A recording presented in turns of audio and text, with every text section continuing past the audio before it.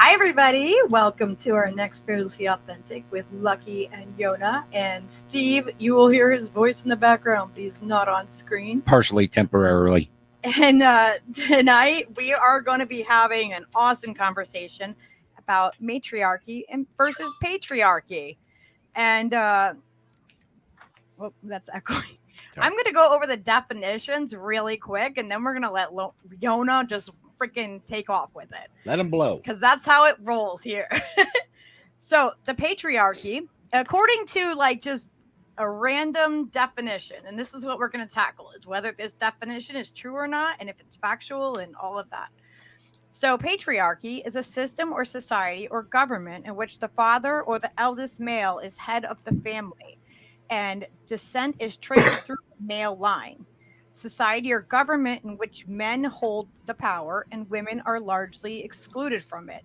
It's a dominant ideology of patriarchy, a society or a community based on patriarchy lines. And then the matriarchy definition is system of society or government ruled by a woman or women, social organization in which descent and relationships are reckoned through the female line. Descent and relationships, whoops, I said that twice. Okay. The state of being an older, powerful woman in a family or group. And that's like the basics of how it comes up, but I know there's so much more to that. And then I had one more thing that I wanted to start with before we went on. I have the 4 agreements cards. Show you those. Nice. Right. So I figured that it would be a really cool thing to pick a card every stream and kind of like read it off because they're short little cards. So let me see if I can get this. I should have taken a picture of it and gotten it. But that's what it looks like. And it says, don't make assumptions. Speak openly and honestly. And it says, when you speak openly and honestly, you won't have to make assumptions. The day you stop making assumptions, you will communicate clearly and cleanly and clearly and achieve impeccability with your word. So I thought that was a really cool thing to start out with. And without further ado, we have Yona that is gonna school us on this topic. So go ahead, Yona, take it. Well, it's interesting you talk about assumptions there with that card, and I'll pick up on that because when you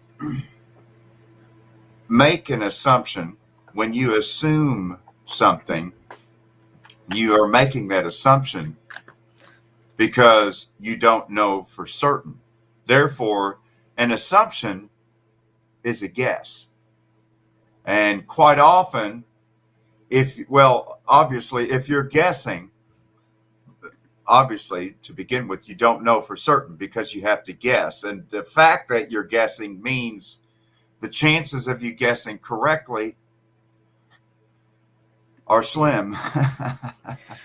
Usually when you guess, when you assume, you're going to be wrong because you don't know. But if you've reached the point to where you're making assumptions, that's progress because at least you're starting to question.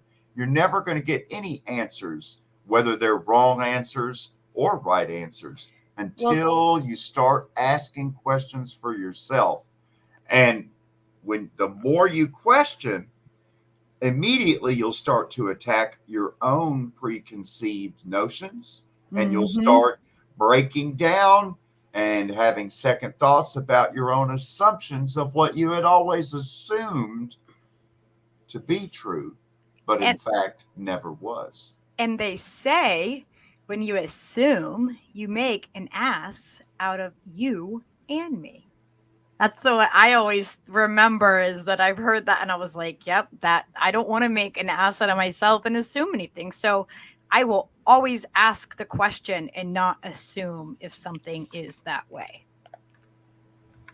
And I think I would be remiss to just jump right into this without addressing this issue of, assumptions and truth, and the fact that we're trying, our side, our winning side, our compassionate side that speaks from the heart, we're trying to reach people. We're trying to help people. And we're finding quite often when we get in conversations, particularly with highly educated people, be they academics or professionals or for whatever reason, and find that our conversations with these people, who we would expect to be the most educated in terms of logic and rhetoric and an analysis and synthesis of facts and making judgments, fact based judgments. And instead, we find that they're largely sheepdogs and careerists and astonishingly incapable of homogenizing any type of universal and unanimous truth amongst gathered minds to that conversation. Instead, constantly falling back to regurgitation and echoplexing of the prevailing narrative, which is at this point, 2 years ago, I would just, politely play along. But I think at this point, we're all so exhausted of the gaslighting and the bullshitting. Yeah, we need to make sure we're fucking, we're not honestly, just the going along. situation's dire. Look at Australia. Look at the Aussies. Look at New Zealand and the Kiwis. Look at the Canucks up in Canada. What the hell's happening up there? We have Oz in our chat right now. The United Kingdom. I mean, Max Egan isn't making his crow house videos around his farm animals in Australia anymore, right? He fled for his very life. I think he's in Acapulco, Mexico somewhere now, Max Egan, for those who aren't familiar, I've been following him for a number of years. He's well outspoken. I guess you would say a freedom activist or something. I'm not sure what. I don't know. It just seems like a regular bloke to me. But Max Egan, I think his name is Igan. Egan. Yeah. But it's called The Real Crow House, I think is his channel. But that was just an example. We've reached a point where, Jimmy Dore describes it as Americans are all like adult children of an alcoholic. Yep. When it comes to talking about the problems we're facing today. And, for the longest time, Lucky, Steve, it's been like this, we're not going to talk about that. We've got company over at the house and that's not polite talk. And, he's just tired and he's going to bed early tonight. And, meanwhile, mom and the kids and everybody in the household knows, old man's fucking shit. Yeah, it's like, why? He's been out in the backyard all night hammering away on the fifth bottle, and he's on his fifth already. But don't talk about it and hush, hush, hush. And, now it's gotten to the point that the house is on fire. The cars have been repossessed, and, it's like people are just starting to cut in and scream and like, enough, we got to do something. Yeah, I don't understand why it's okay. Like, why people are more comfortable, like, not telling the truth. And everyone in the room knows what this elephant is in the room, but nobody wants to talk about the elephant in the room. And it's like, just freaking talk about it. It's a lot easier if you stop sticking your head in the sand and you just talk about it. It gets resolved and the anxiety goes away. And, if you speak truth, then you never, you don't have to, remember what you said, and if you lied or if you manipulated it or whatever it is. And it's like, it's very freeing to decide to speak truth and just go, I'm just going to speak honestly. And honesty doesn't have to be rude or mean. You can still use it in a gentle way to communicate with somebody, but you're respecting them and yourself by using truth to express yourself. You know, it's not like you're going to hide behind some shadow of something and say, you know, oh yeah, I'm just not going to speak about that. And that's how it was for me growing up. You know, and that's why I'm like, I got to break this cycle. This is really important. I'm not going to do this. I'm not going to continue. And at the same time, I feel like when you're not speaking truth, you're speaking the same way as the propaganda, and you're just perpetuating and allowing that same thing to happen. And I know people don't want that to, you know what I mean? They don't necessarily want that. And until people start speaking the truth and making it okay to freaking speak the truth again, like it's we're gonna continue in this cycle. So it's like, just hold yourself accountable. Be okay with that. Be okay with saying, I fucked up, or I'm wrong, or I don't know. Because if you don't and you continue on, it's like you're kind of doing the same gaslighting that we are trying to fight against. Well, you know, it is a liberating thing to be able to surrender your soul to the truth and just be fearlessly authentic. I mean, that's what the series is called. And to speak to what being fearlessly authentic is, I mean, to, you know, in order to be true to yourself, you have to be able to share truths through yourself as you've experienced in your own life's path.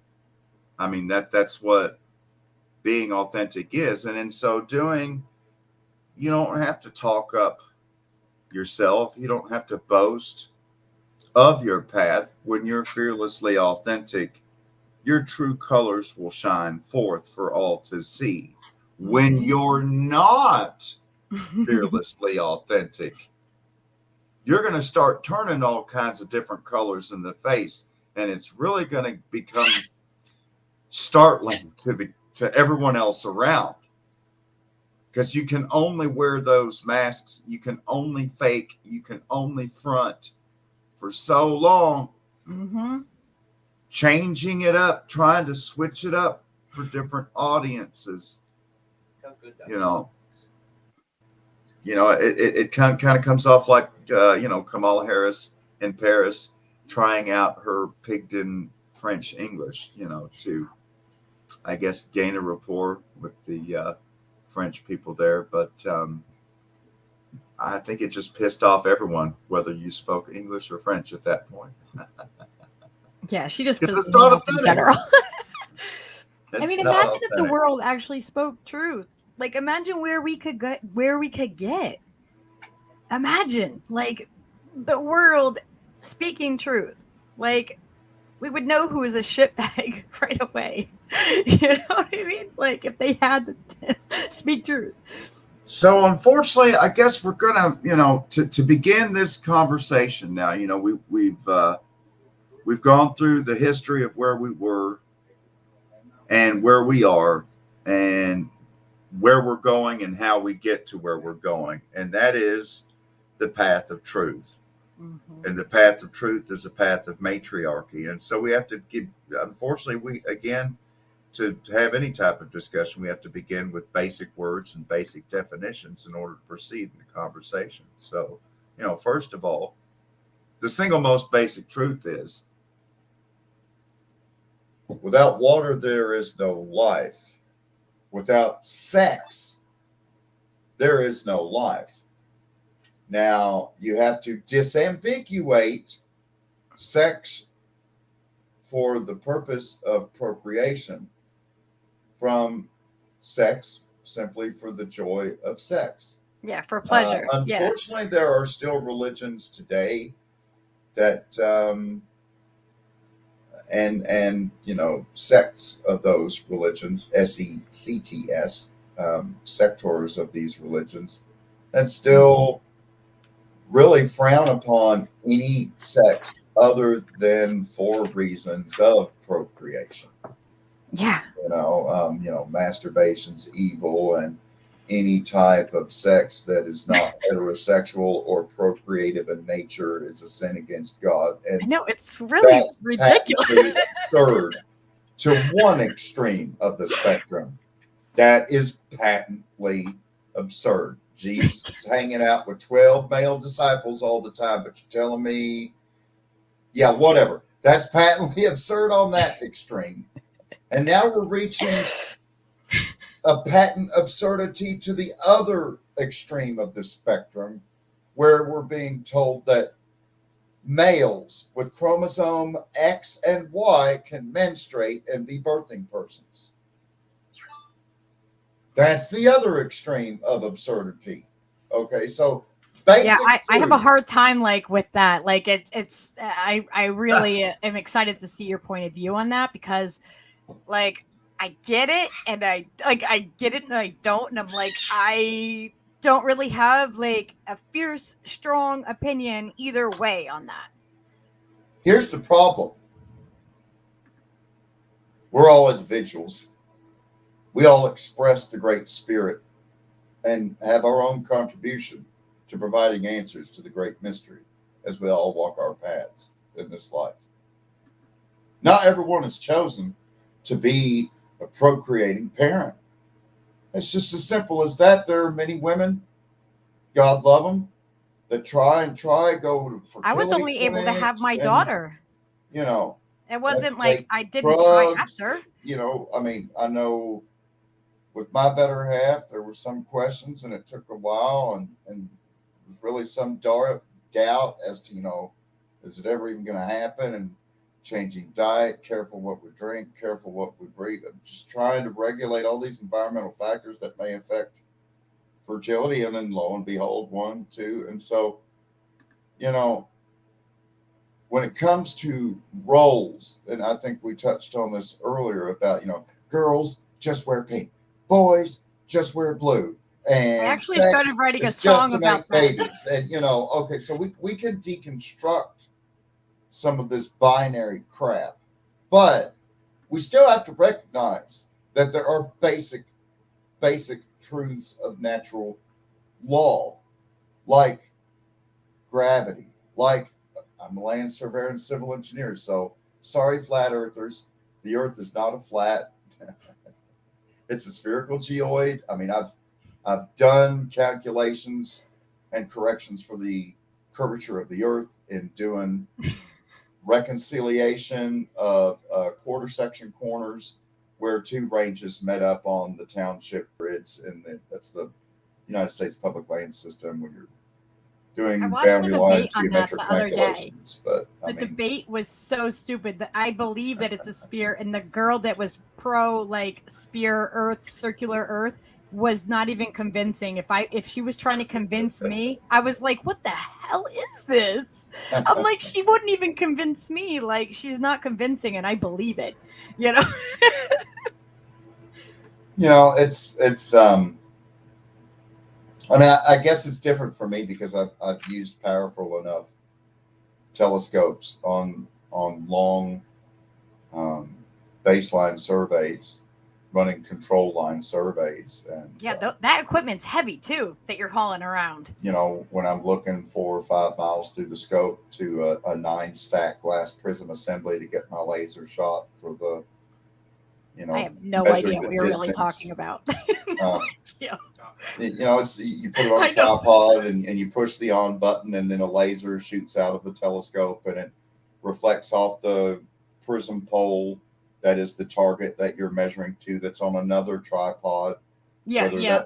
Whether that other, you know, you're at point A and point B may be 100 yards away. It may be, you know, like I said, you know, 34,000 feet away, which is like, you know, over I 6 saw. miles. I knew someone that did it like railroad, like they did surveillance, like surveying, and they did it on the railroad. So I can imagine that that's definitely, you know, a far distance that they're doing that on the straightaways. And so, yes, in fact, when you are measuring from point to point to point with tripods, very precisely leveling all of your instruments, leveling it to the ground, to the gravitational force, and you keep measuring points, and you go like, you know, 250 miles like that tornado did the other night, and you figure out that, hey, all of these points were level. And I measured the vertical angle between all these points. Yet, if I draw a line between where I began my traverse and where I ended my traverse, that distance is shorter than the line that I measured on the ground, even when I reduced the line that I measured on the ground to a perfectly straight level string line. Why is that?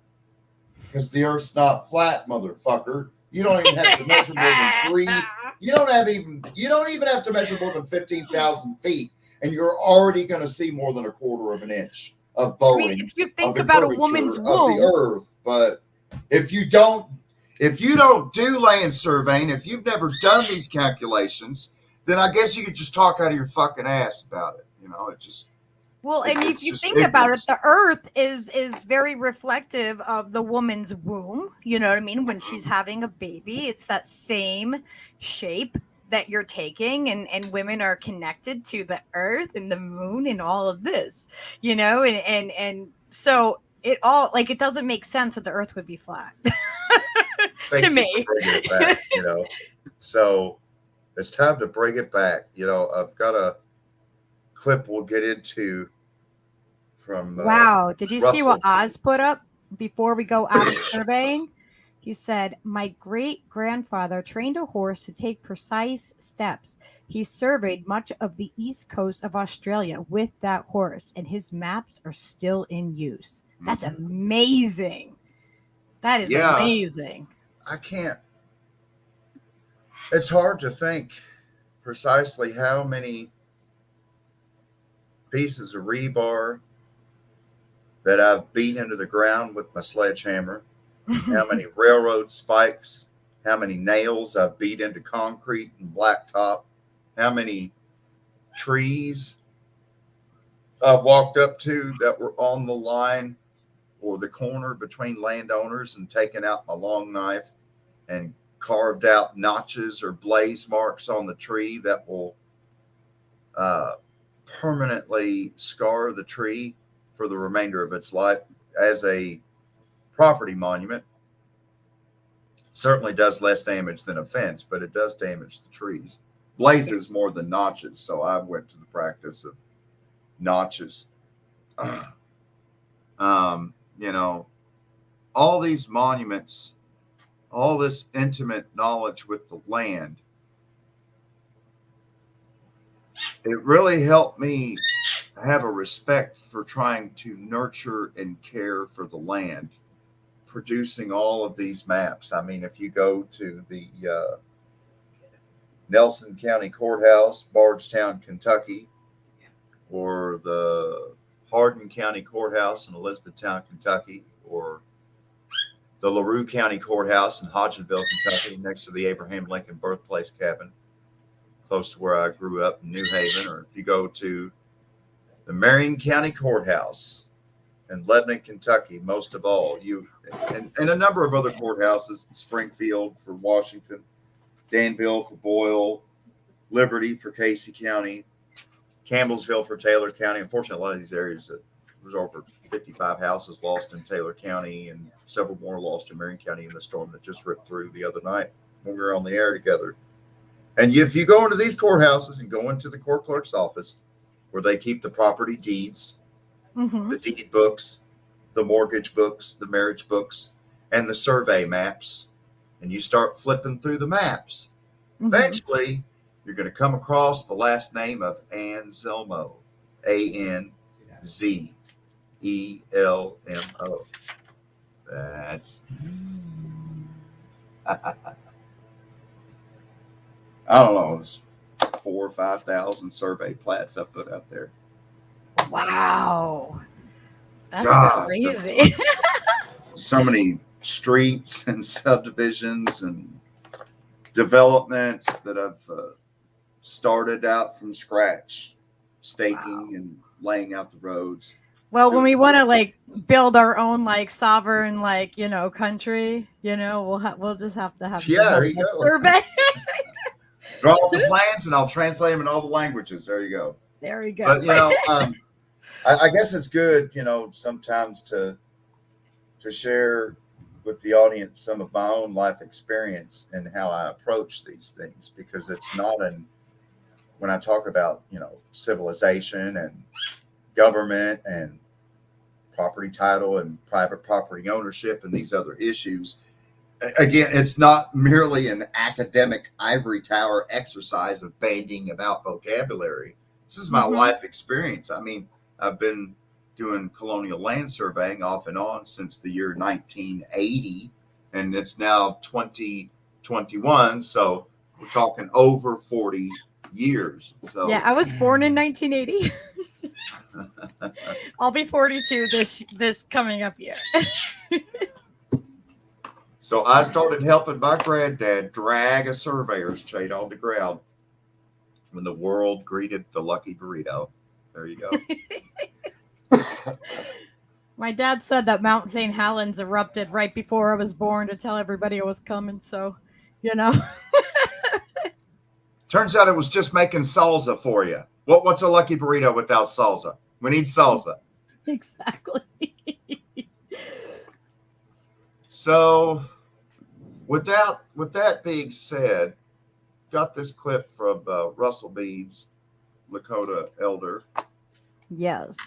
In the sky world, before we go on really to that, breaks it down. But you know, one thing I want to touch upon about matriarchy versus patriarchy is, you know, I did want to respond particularly to the definitions that you presented, because it is important to frame what we're talking about, what's happening right now.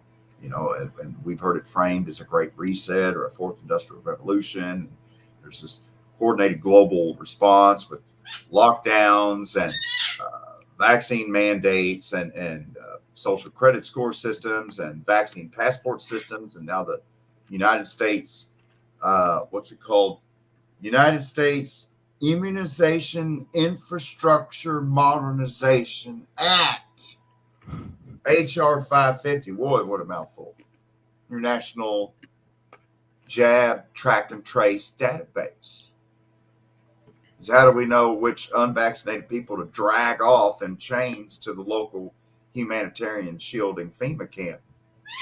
Unless we've got all that vax and medical information tied to your social security number. Because, you know, even for those people that scream, I hate socialists. Well, okay, but you can tell me your social security number by heart, can't you? It's funny because people hate weird? socialism, and like everybody in like the House and the Senate and the government's like, no socialism.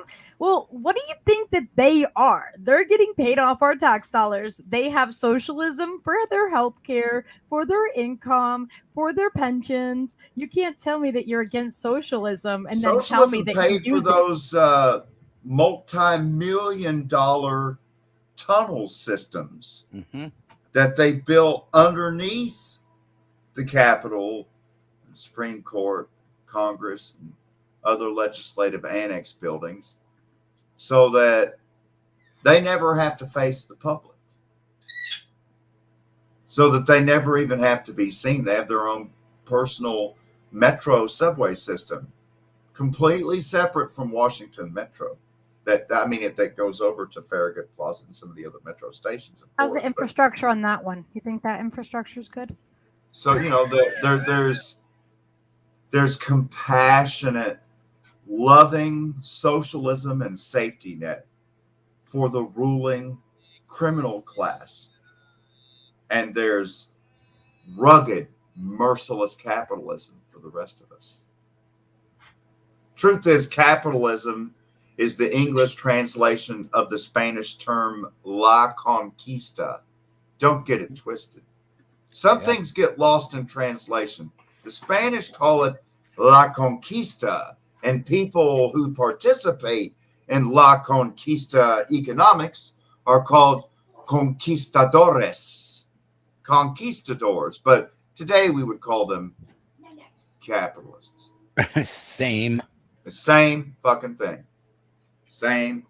Different day. New boss, same as the old boss. Say hello to the new boss, same as the old boss. Yep. So,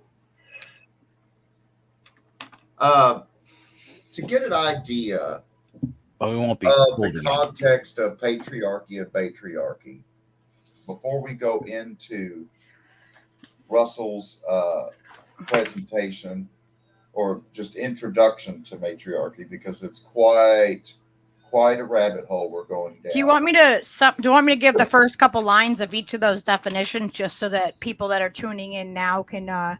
Sure. Okay. Run back through the latest dictionary framing for these two concepts. This is so we can pare it all down. Yeah, because we want to definitely challenge any falsehoods in the mainstream dictionary references. So patriarchy is a system or society or government in which the father or the eldest male is head of the family and descent is traced through the male line. Society or government in which men hold the power and women are largely executed from it. It's a dominant ideology of patriarchy, a society or community organized on patriarchal lines. And matriarchy comes up as system of society or government ruled by a woman or women.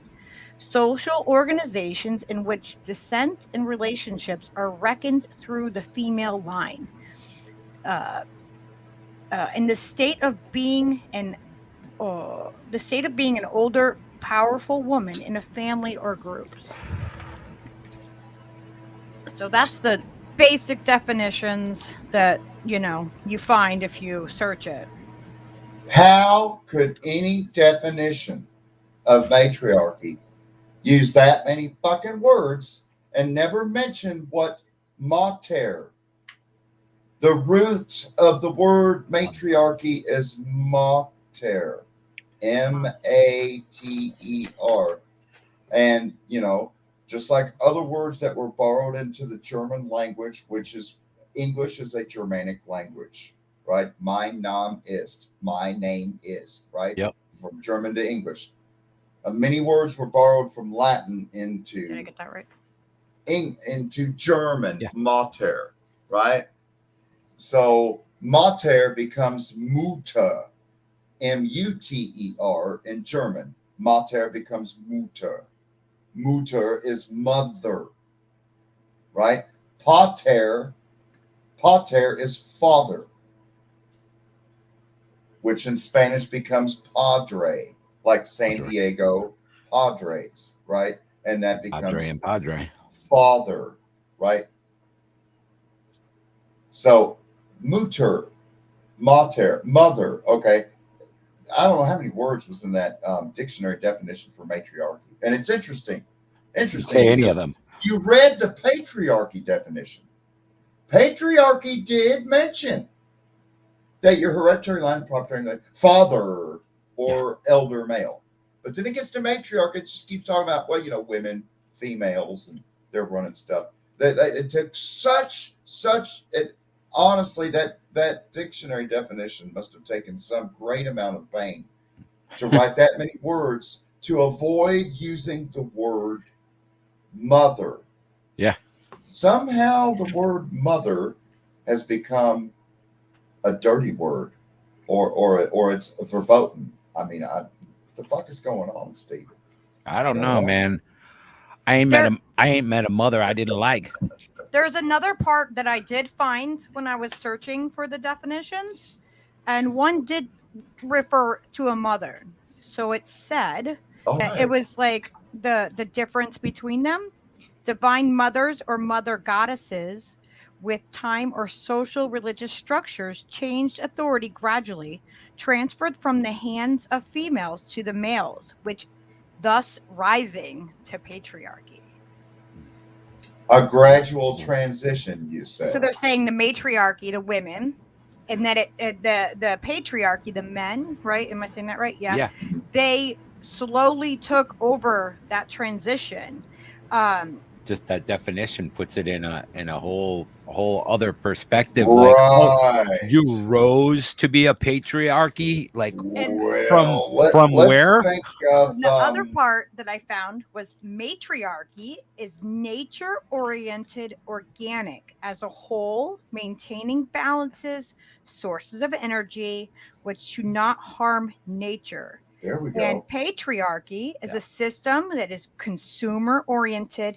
Nature is considered a thing to be exploited. Often non-recyclable resources are used, led by products that can be harmful for a natural balance.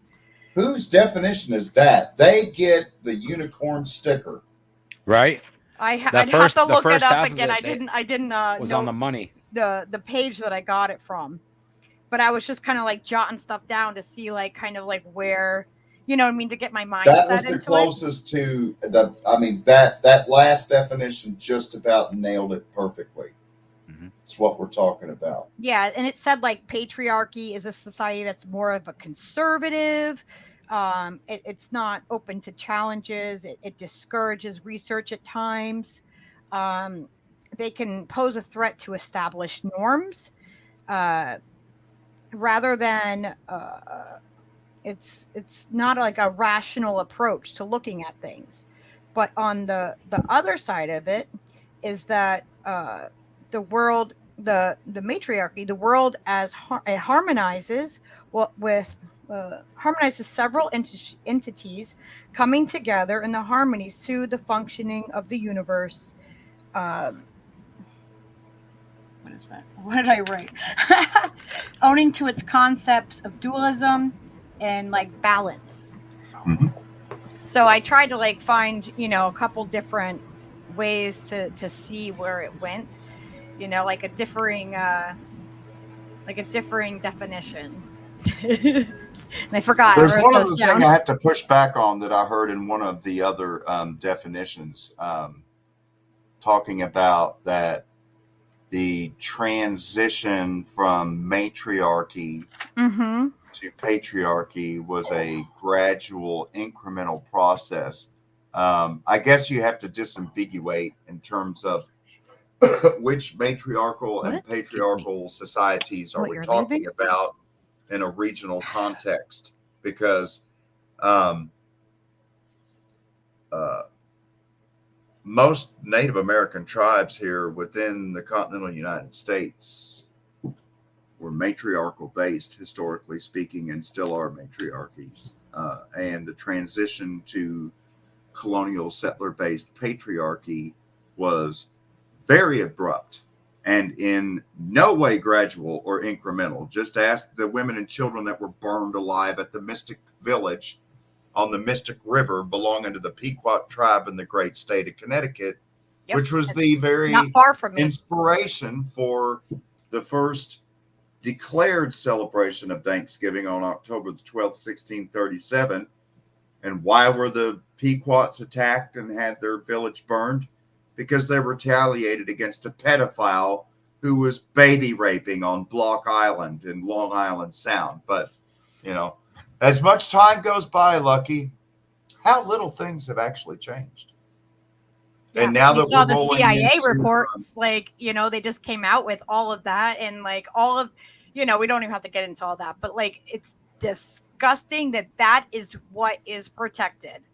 You know what I mean? It's like it's not the weak, the vulnerable, the children that are protected. It's not, it is completely the opposite, and it just it turns my stomach that it's completely that backwards, and the people that it's completely turned everything upside down and on its head. I mean, and for probably generations, like it's not just a new single thing. most important role that women have always played in society, besides being the child bearers, the mothers have always been the primary educators of their own children until they reach early adulthood around age 12.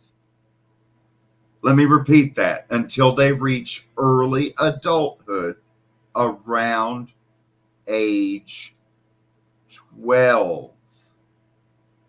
Okay? Normally, once Menarche happens, you're in early adulthood. You're making a transition. And it's funny because the criminal injustice system will try American citizens under the age of 18 years old all the time as adults.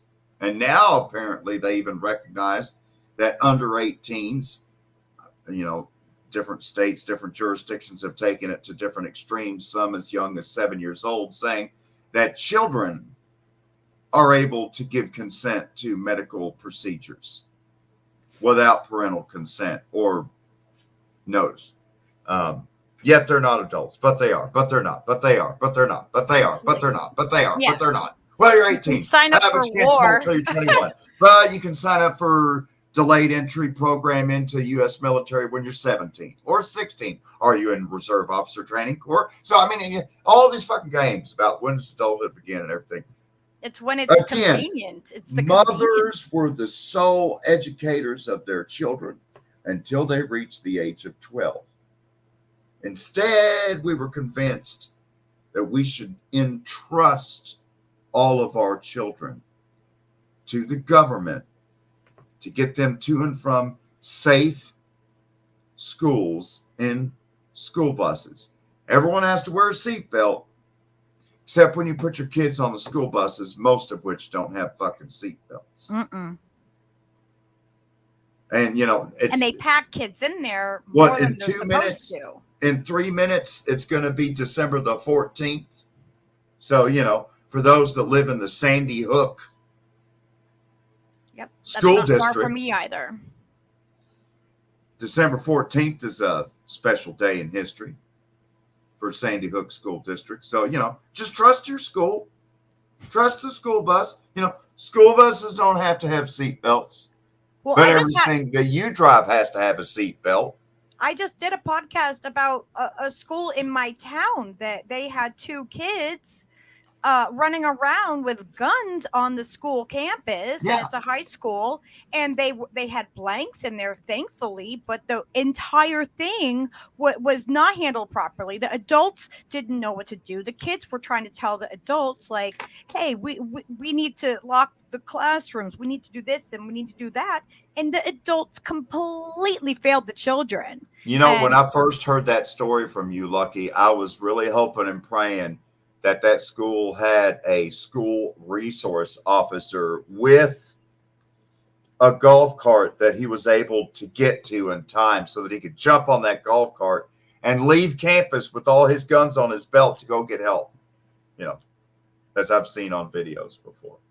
Well, I mean, like, there's security there at the campus. For me to even go onto that campus and go into a building, I have to go and check in at an office. And, like, I can't even pull my van into the parking lot when she did go there because, like, you had to have a reason to be there.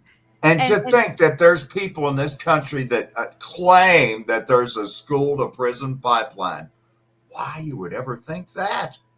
Was it the medical detectors? Was it the cops in the halls? What would ever make you think? Well, was it the fact that there was no academic guide for parents, but there was a disciplinary encyclopedia set that you had to sign all volumes of in blood and send back to the school with, agreeing to their in-school detention and their alternative school policy and all of the different punitive disciplinary actions they'll take, and you're like, okay, all right, okay, these are the fucking rules. What are they going to learn? Do you have a curriculum guide? What type of classes are offered? Can we look at their schedule? Oh, blah, blah, blah, blah, blah. Well, you have to come to school and talk to guides. Oh, well, you don't send that home? I mean, is this a school for learning or for obedience? And if you really want to get into the education system, that's a whole nother thing. But my take on the education system is... We'll have to do a whole other podcast on that. A key pillar of patriarchy is taking you away from the wisdom, not of women, of mothers, M-O-T-H-E-R, mothers. and it's a Venn diagram, and nature is a brutal thing. But as any woman will tell you, any woman can be a mother. It's not necessarily a biological action that precedes motherhood. And like we also fall into stereotypes, right? Like where it's like the mother stays home and the dad, goes to work, and that's like it's been ingrained into people where it's so, oh, it's a single dad, or oh, it's like that's actually closer to the matriarchy model, though. That's what's ironic about it. Okay, let me be specific, because I don't want this to be Yona's take on it. I don't want this to be just, my hope in being fearlessly authentic is to bring enough truth and bring enough sources and pose enough questions so that you yourself, the viewer, will seek these answers and come to these own answers through your own path of truth, testing it, validating it to see whether or not it's true or not. Because if you don't find it true, and only I find it true, then it's not a unanimous truth. Then it's not an indisputable fact. Yeah, don't replace Yona's opinion with your own. Never do that. And so that doesn't mean that just because we all walk different paths, that we're all going to come up to the same truths. But there are indisputable truths that when we exchange in this free market of ideas, that's what's going to condense. That's what, the water will boil away, and what you're going to be left with in the bottom of the pan is some wavy truth gravy. Okay, so if you bear with me here, one of the last celebrated matriarchal societies in Europe, for example, is on an island in the country of Estonia. It's one of the Baltic republics that used to be a member of the United Soviet Socialist Republic, or USSR. Estonia is basically, if you're generally familiar with the geography of Europe, Scandinavia is basically Norway, Sweden, Finland, and Denmark. And so to the little southeast corner of Scandinavia is Estonia there, kind of sticking out just above Latvia, Lithuania, and then Königsberg, which is now Kaliningrad, and a little oblast of Russia still today, and then Poland. So to give you some idea of where we're at there. But Estonia, of course, borders Russia proper, and it's right up next to St. Petersburg. It's directly across the water from Helsinki, Finland. Estonia, to give you some idea where we're talking. So there's this island off the coast, not far from the capital of Tallinn, called Kihnu Island, Kihnu. And it's a matriarchy island, fishing community. Still to this day, it's celebrated as the oldest matriarchal society still in practice in all of Europe. And the women run the society. The women run the island. They are masters of the houses, because it's primarily, traditionally was a fishing community, and all the men were out in boats every day, out fishing, gathering, hunting. You'll find that matriarchy is a component of the Paleo Aboriginal organization of life, where women literally organized the tribe. All the clans and kinships came through your mother, right? No woman has ever gone on Maury Povich to find out whether or not she was the mother that gave birth to that child. They don't need a manila envelope for that. No. There's never a question who your mother was. No. Never a question. But that's why a child looks like a male when they're born. That's like a natural, paternity. Usually.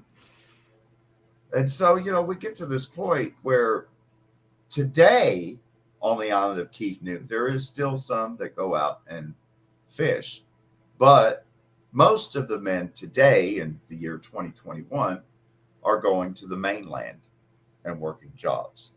So again, it remains the same. The women absolutely, I mean, like firemen, policemen, I mean, it's not that they don't hold jobs. It's not that they're all homemakers. It's not that they're all just sewing and teaching the kids, but women play the key role in the formation and education of all children. Period. Their own children. It's not given away to the state and to school buses that don't have seatbelts. I mean, so, you know, a lot of other, we're intersecting with a lot of other things in society that are going wrong. And again, as we transition back to matriarchy, shit will make sense. And so, unfortunately, a lot of the clever arguments that are made against matriarchy is like, why, you know, why would any woman want to be on board with matriarchy if that means you're going to be chained to the kitchen with a baby on each hip, you know, and just basically be a domestic house slave and a baby machine, or, you know, I mean, you hear these clever arguments against being made against matriarchy as a whole. And again, we have to deconstruct the stereotypes and really examine what's at play here. Did you see the question that Ted Calvin had? Do these tribes have mainstream media and 24/7 in courts? Like, are they influenced by that? I think is what the question kind of is. Do they have that there too? Well, in terms of tribes in the United States today, that's why, you know, we're in this weird situation where struggling to maintain connection and maintain adherence to matriarchy, yet living within a patriarchal system. So, for example, you know, I often get, you know, is your name Daniel or is your name Yona? Well, Daniel is my patriarchal name. That's from my dad, coming all the way down. I'm the oldest son, the oldest son, the oldest son. So I've got the primogenitor thing going on too. But from my mother's clan, it's different because that all comes from mother to mother to mother to mother to mother. So in terms of genealogy, it's like literally going two separate directions. And so it's like, well, you know, which name is your real name? Well, I mean, what do you mean, which name is your real name? It's like, well, I mean, I have a government name and I also have a government number.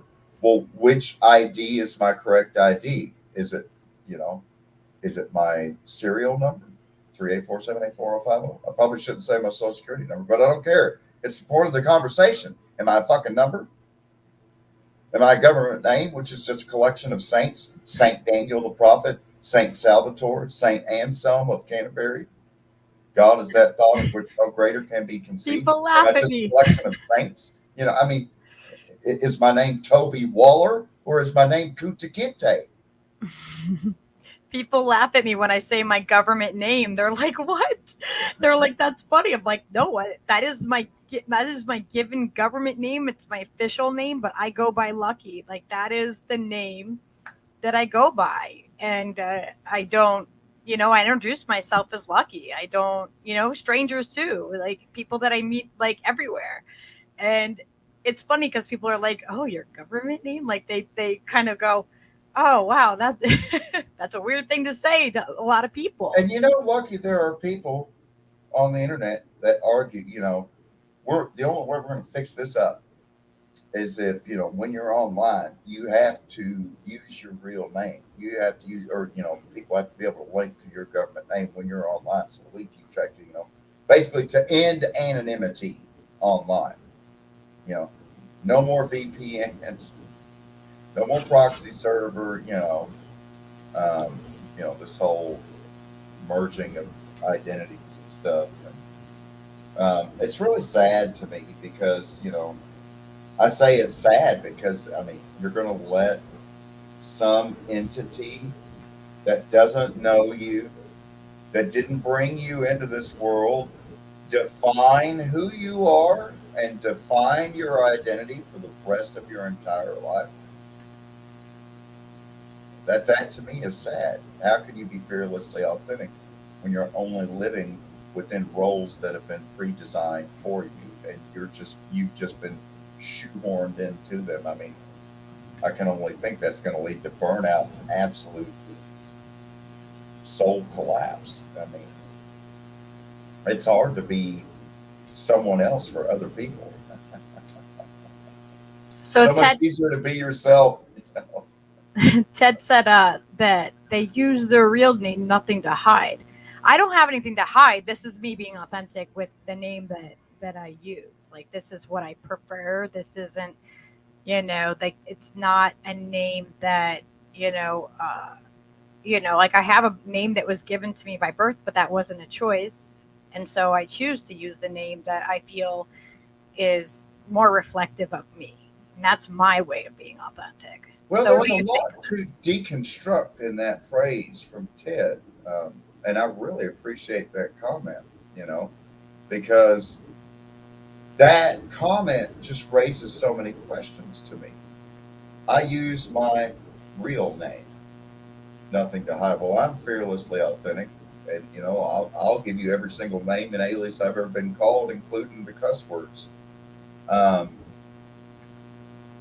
The issue of anonymity is one thing, of people wanting to be able to post or speak anonymously online. That's one issue I would disambiguate and set to the side.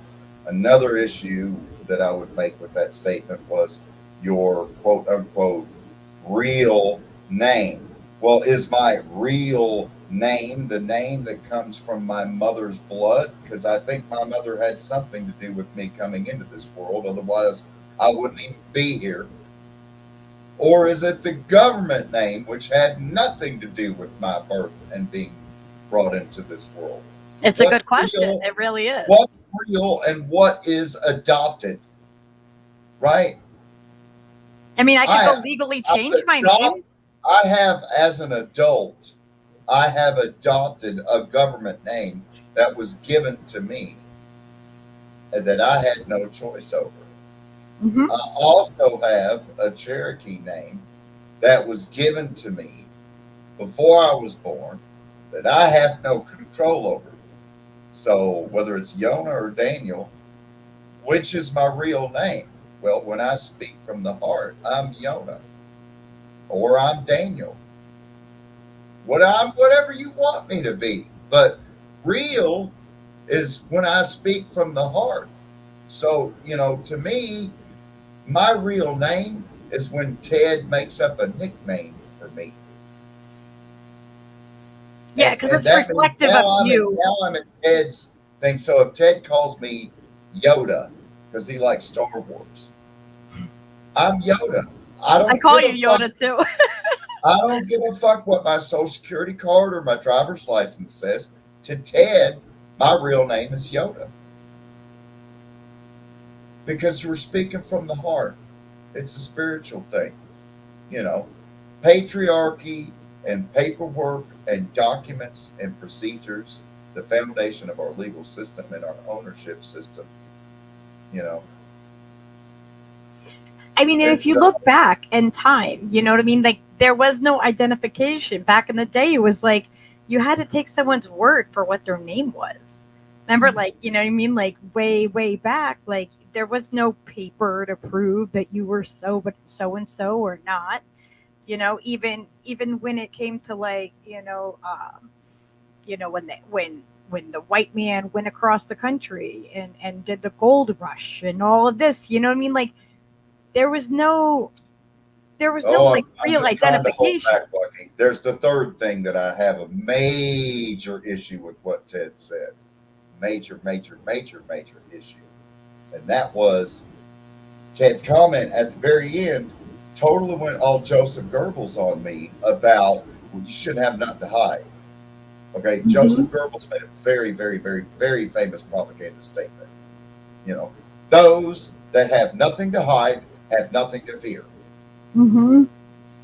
Right? I got nothing to hide.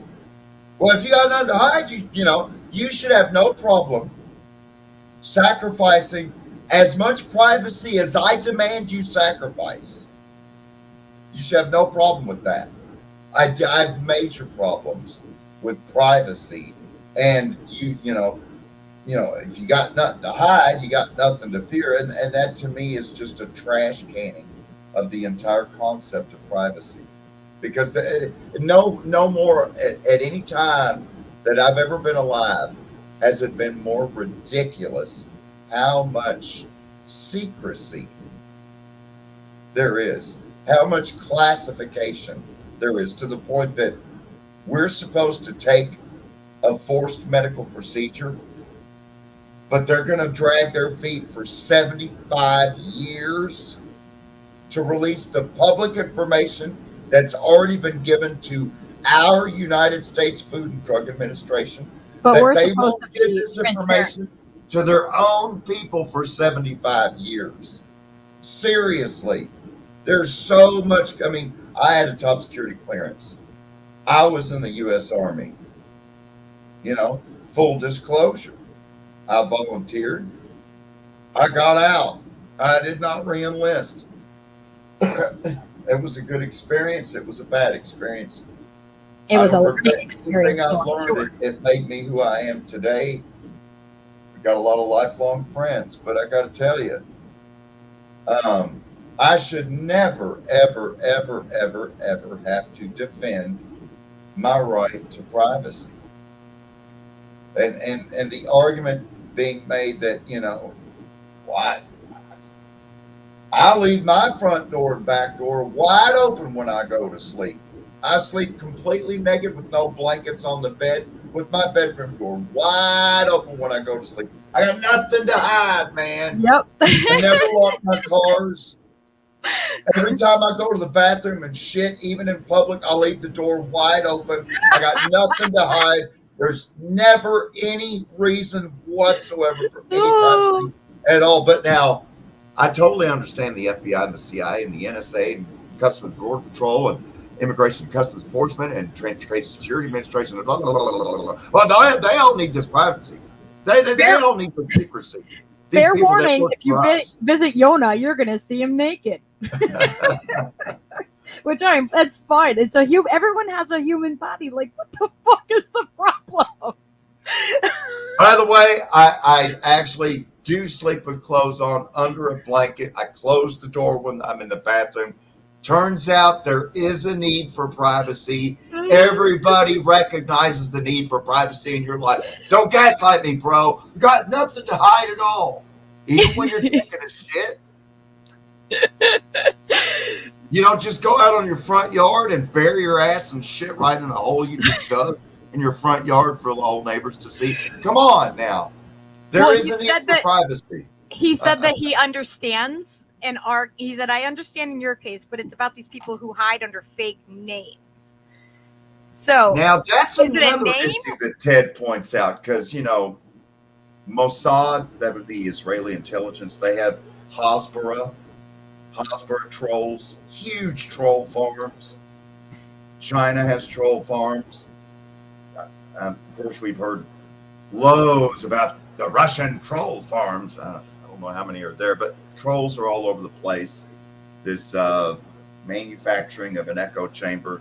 Quite frankly, in some of the interactions that I've had, it's amazing when you're actually in an interaction, in a conversation with a person you can actually see,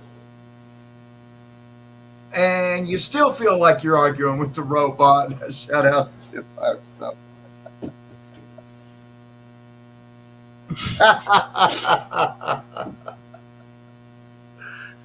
like Lucky in her interplay on that other podcast. Sometimes it feels like you're actually in a conversation with a robot troll, but it's an actual person. Yes, maybe it would be better if you knew them under an assumed fake name at that point. It doesn't really matter what the person's name is. To me, it matters who they are. You know what I mean? Like, their name doesn't really matter. It's their actions and how they behave and how, like, they bear themselves. You know what I mean? If they're being authentic, then that's what matters to me. What they identify as or call themselves, like, whatever I'll call, you know what I mean? Like, I'll respect that. Well, you know, I'm trying to think of the guy's real name. He said that his it's Shim now or Beaver, so most of my kindergarten people would know that. Away. I love Shim's takes. Love Shim's takes. Yeah. Okay, so I would venture to say most people have never heard of Francois Marie Arouet. I would think most people haven't heard of that person. But I bet you've heard of Voltaire. Voltaire, some of the greatest minds and revolutionaries and leaders of resistance used pen names or fake names. I mean, you know, I refuse to call Mark Twain Mark Twain. That motherfucker's name is Samuel B. Clemens. How dare he write a book and say it's written by Mark Twain? How dare he?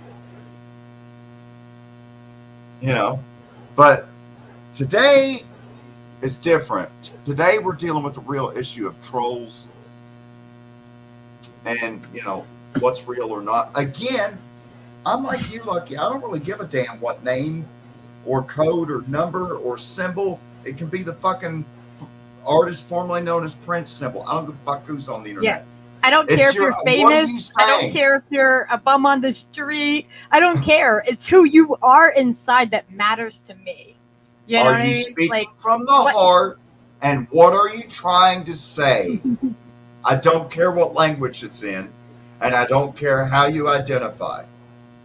So, you know, in terms of use your real name because you got nothing to hide, that's a very, very loaded thing. And that was a great comment because it really gives a chance to look at three different things happening at the same time. Three different things there, you know, in an age of unprecedented secrecy of a supposed representative government based upon the public mandate of the voting box. And the truth is, it's all bullshit. Corporations regulate the government so they can regulate the people. Doesn't matter who you vote for. Doesn't matter how hard you vote. It's not going to change anything at all. Yeah. At all. And it never, ever, ever will. Voting's not going to bring about treaties that the United States actually will honor. Voting's and if you guys think it will, the war machine. You can't vote out the CIA. You can't vote out the FBI. You can't vote out the NSA. Stop with fucking gaslighting. You know, I mean, even if we had Medicare for all passed in the House and passed in the Senate, Joe Biden is already on record saying he'll veto it. Roll the tape. I mean, again, you know. And, you know, on this stream, on this is round 6, right? Round 5? So. I think so. Maybe it's round 5, round 6. I don't know. I'm losing count. I have so much fun with you guys. And I know. It's like I think Steve labeled this as like episode 14, but I think we're on 15 or something. I have no idea. But, you know, I'm not trying to hide behind the identity of the Yoda as much as I love the third person. I mean, full disclosure. I mean, speaking from the heart, pouring out my guts, I think I've covered most of my entire life history at this point. So, you know, it's not like you can't look and verify. I mean, you can go online and probably find all kinds of mug shots of me, and you can go online and find you can call me by that name, but I probably won't look around until like I'm like, oh, are you calling me? Surveyors I'll pay attention. registration at the Frankfurt Board of Engineers and Land Surveyors. I would be Kentucky Professional Land Surveyor number 3753. Yep. When you go to jail, you get a number. You're a number. Technically, every time I've literally put my own mark into the surface of planet Earth, which I've done now, I don't know, 15,000 times. I didn't put Yona on the mark, and I didn't put Daniel or Anselmo or any of these other names on the mark. I put 3753 KYPLS. So is that your like number for like Kentucky? Yeah, that's my Kentucky Professional Land Surveyor number 3753. That's me. And you know, I got the embosser and professional stamp. Oh, that's awesome. Yeah. I mean, my license is not currently active because I've not practiced land surveying in Kentucky for a number of years. I was surveying with other surveyors in West Virginia and Ohio and Kentucky here in this area up until a few years ago. But not that I won't get back into it, but just been doing other things. Yeah. A lot of people get into land surveying and go on to do other things. I mean, that's just the nature of the business. I do that with my art too. I'll go from like being painting all the time to like then like, you know, wood carving spoons and stuff like that. And I'll be like, oh, I'm gonna rock mine, and then I wanna I wanna do more sewing, and I just kind of like go through these cycles, you know, like I get that completely. You know, the last thing I will say about the comment of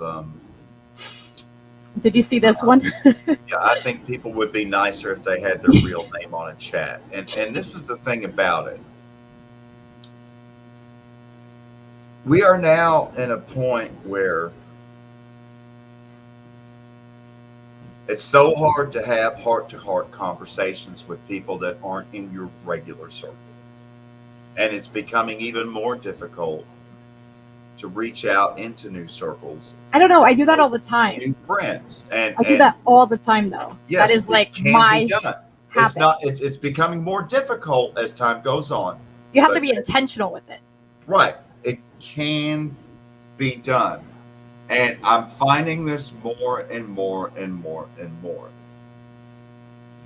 As people are trying to freely exchange ideas online, since we're ever more separated, we're ever more socially distanced, we're ever more either officially or unofficially locked down and pretty much kept into our domiciles.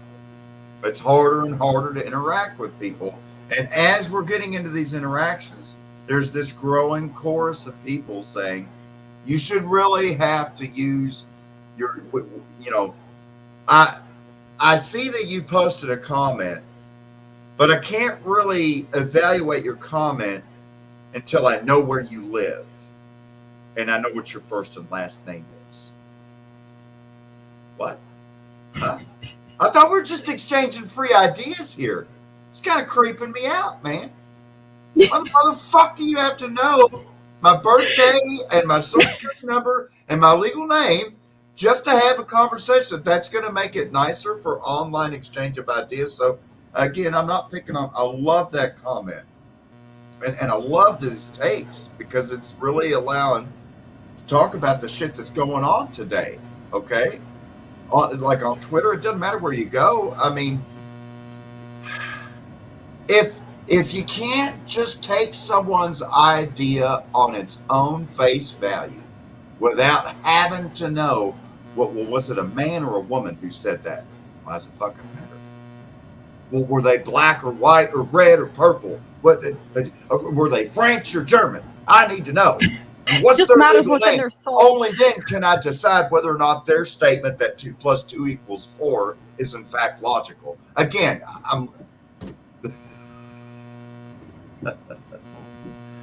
just giving my take on it. And it goes along with the topic that we're talking about too. You know, it goes along with the matriarchy and the patriarchy. It really does, because it's not like. So now we get to women. So I just played this game of what's your real name from a man perspective as a Cherokee.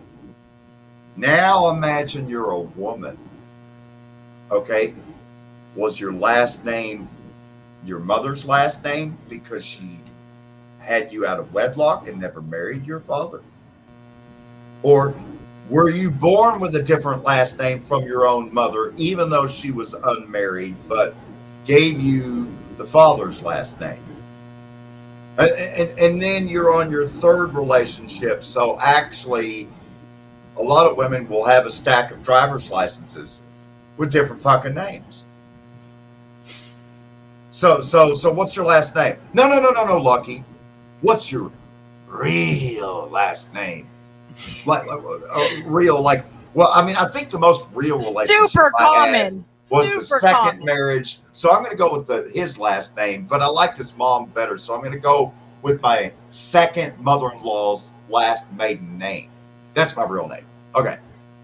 Cool.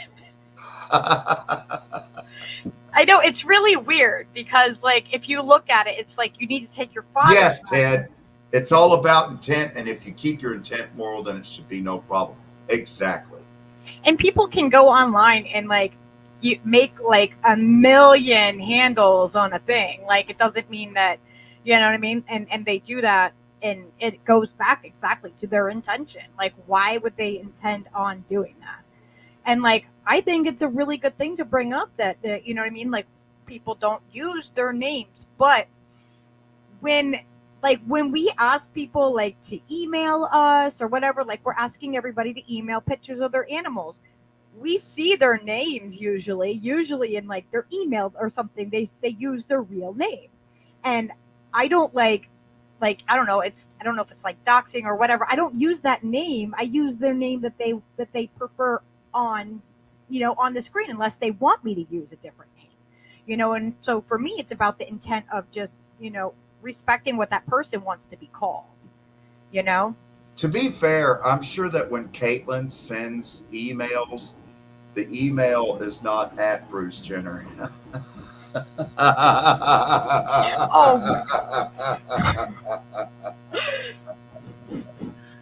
But I mean, you know, I've had this issue. I've got like 4 or 5 different emails, and so, you know, I've got a few. I could use the Proton Mail. I could use the Gmail. You know, I could use the other server, the company server email, or I can use my, I want to say 1997 is when I started my Yahoo email account, in 96 or 97.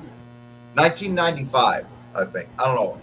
I've had it for 25 years or longer, it seems. Yeah, I've had one of mine for a long time, and I'm like, I don't like using it because it's so overcrowded with like junk. Like, you know? like I every time I go to my Yahoo email, it's like there's 3 pages of email per day. After, you know, every time I go on there, unsubscribing everything, throwing everything to spam, and it's still just. But that's my old original email with my real name, and so oftentimes I use that email to be more authentic. Speaking to Ted's point, that I don't have anything to hide. This is who I am. But if I actually want to read your email, I'm not going to give you my 25-year-old email account. I'll give you the Proton Mail or something else, that, because I actually go through and read those emails every day. Yes. At this point, the Yahoo Mail account, I hit it, you know, every 2 or 3 days, and now I'm going to have to start hitting it every day, because I reached out and got in touch with the guy that runs the Inspired channel. I know that I have to start reading my emails too. I'm really bad. And so obviously, like, I thought, you know, he was like, how can I get in touch with you? How can I follow you? And so here's my email me. So I'm like, well, I'll just email him from my Yahoo account. And I emailed him, and like 15 minutes later, he emails me, and it's like already between the time I emailed him and he emailed me back in like 20-25 minutes, I'd already received 50 emails in between that time of just fucking spam. So I'm like, Oh boy, I'm gonna have to give him my good email. Just have like a clean email where it's only you. I had a friend that told me like when you sign up for things like different like sites and shit, have an email that's just a junk one that you use only for that. And then see, that's how I ended up with a bunch of these. I've got 3 burner emails that I have for certain websites. And did you see what Oz wrote? You got to look at what Oz wrote. All right. I Cheers, know. Oz. Cheers, mate. We love him. I just wanted you to see that before he like went out. Yeah, that's so awesome.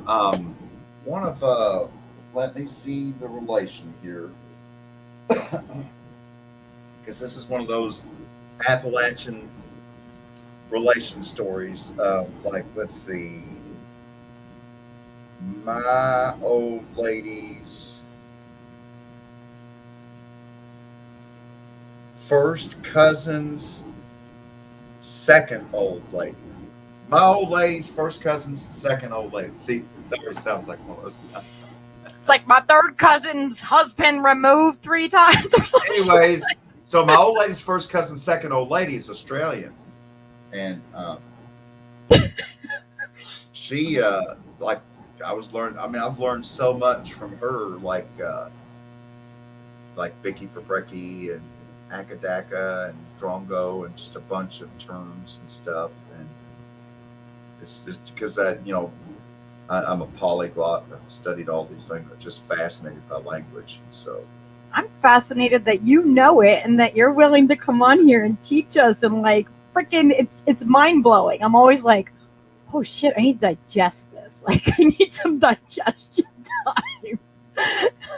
It is. I must say, at times it gets challenging doing conversation here online because I'm trying to force myself to speak the best English that I can. But now that I've been back in the mountains, I've been pretty much living here in the West Virginia area since 2008. So for almost 13 years now. And so it's getting to the point now where I really have to focus to try to speak good English. But this isn't how I normally talk every day. Yeah, what you see is what you get with me. Like, you see talk me like here, this around here. or in real life, as in like in person and physical being, you're gonna get the same person. Like you're getting the real Yona, Ted. You are getting the real Yona, but if you used to meet Yona on the street, I'd be talking a little bit different. See how different that is?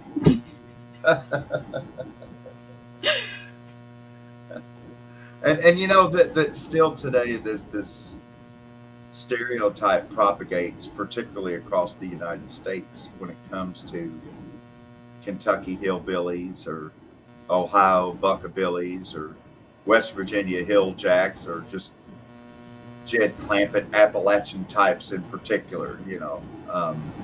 Just this idea that we're all missing teeth and bucktooth and barefoot and ignorant, stupid, and inbred. And I mean, it's 2021. Lucky, I'm just putting it out there.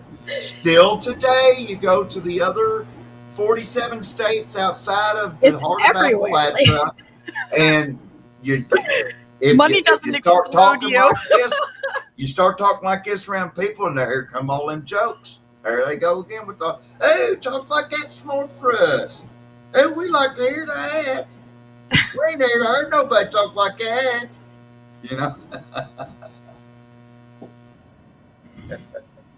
And believe it or not, most of the people I know here in Appalachia are absolutely the most brilliantly intelligent people on this planet. But I don't see someone's intelligent on their accent. Like, that's just stupid to me. Like, what the fuck? I'm just pushing back against those no, it is. It's a good stereotypes about that stereotype. Yeah.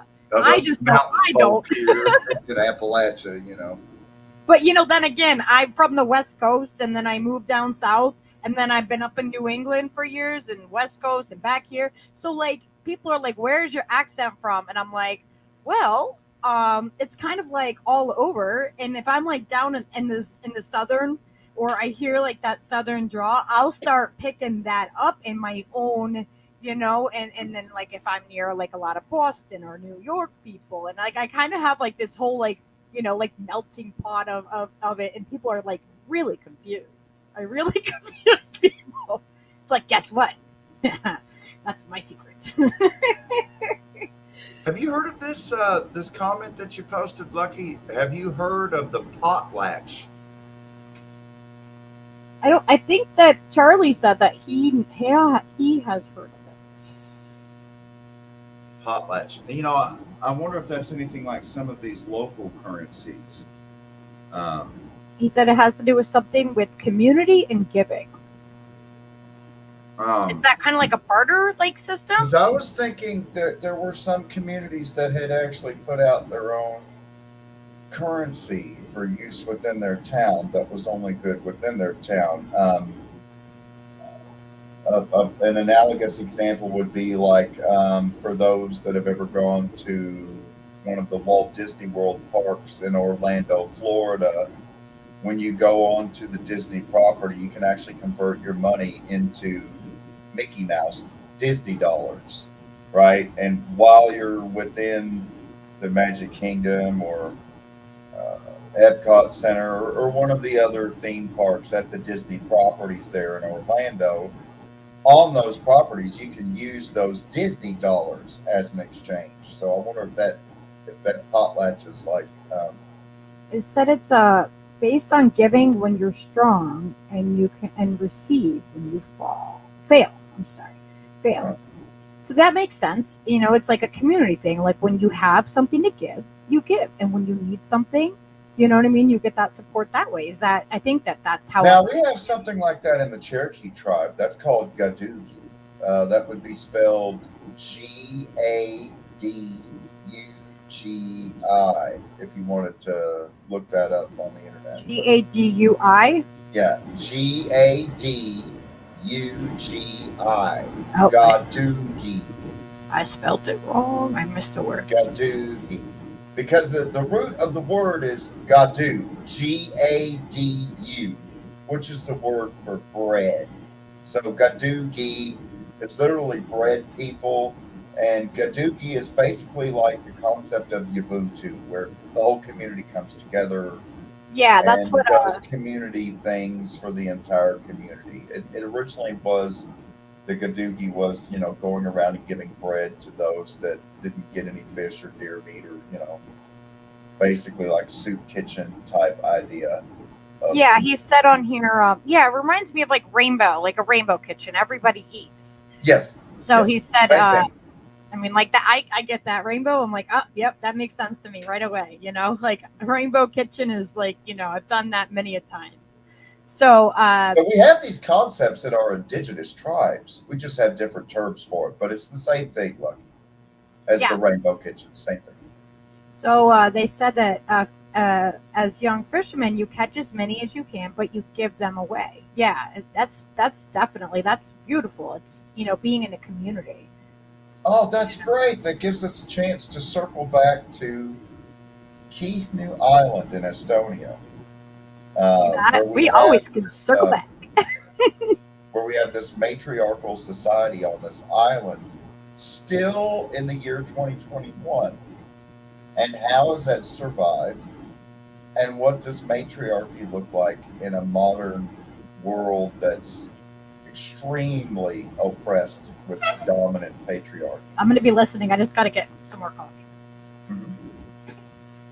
So, in that regard,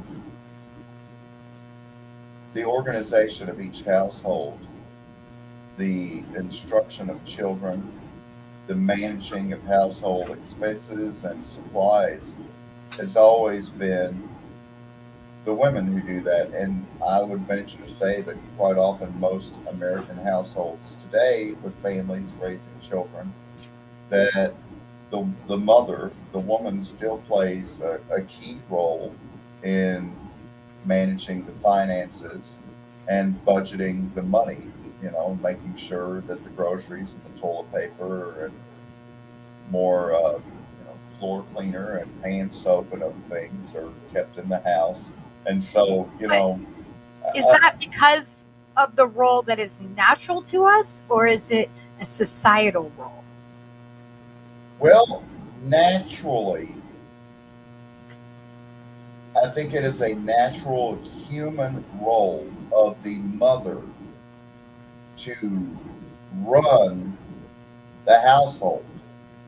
Because to run the hunter-gathering, right? Because the men are out hunting and gathering, fighting, fishing, whatever the case may be. Someone has to guard the tribe's most valuable resources, and that is someone has to tend to the sacred fire. Because if the fire goes out, well, in those days, that is you important. could start a fire by rubbing sticks together in the rain, but it takes a long time. It's better to quartz, have there to keep banging fire quartz, going. you can get a spark. A lot of people don't know that. So anybody who's in here that doesn't know, if you are ever out and you need survival and you need fire, because that's one of the things that you need for survival, quartz rocks will cause a spark. And I have had a chisel and a sledge to to break up quartz. It will spark, and you can make fire with that too. That is something that's important for people to know. Yep. Find Just some like brown as a pine side needles, or find some brown pine needles, or some brown cedar needles, or some cedar bark, or pine bark, or pine wood, and just hit it with a knife wherever you broke it off, and start making the finest little hairs to where it looks like a frayed rope at the end, and get that to catch your sparks, and you're off and running. But when it comes to women, again, the women's liberation movement in the United States was co-opted by corporations to mine mothers as a new pool of cheaper labor who they could work twice as long for half the money, telling them all the while, you shouldn't be the only one managing the finances, and you shouldn't be the only one doing this, and you shouldn't be the only one doing that, and these roles are just holding you back from coming into our factory and working 50 hours a week for $6 an hour, where you'll be free to be a woman at last. 60 hours a week at $6 an hour, while we work the men 40 hours a week for $10 an hour. See how far you've come, women. Burn that bra, but make sure you're wearing a bra on the assembly line. So I mean, come on, man. Fuck that. That's not comfortable. I'm not wearing that fucking shit. It actually causes cancer in women. Yeah. That causes cancer. That makes women's breasts do the opposite of what they're trying to do. Good Lord, women used to remove ribs so that they could wear a tighter corset. I mean, it's pretty twisted, Lucky. It's fucked up. No, fuck that. I used to wear a bra all the time. No, fuck that. No. Why? It's not comfortable. Why would you want to wear things that are not comfortable, that you don't feel good wearing? That doesn't make sense to me. So, as we look at what roles women play in matriarchy, again, we're fighting against so much corporate propaganda and so many disingenuous arguments.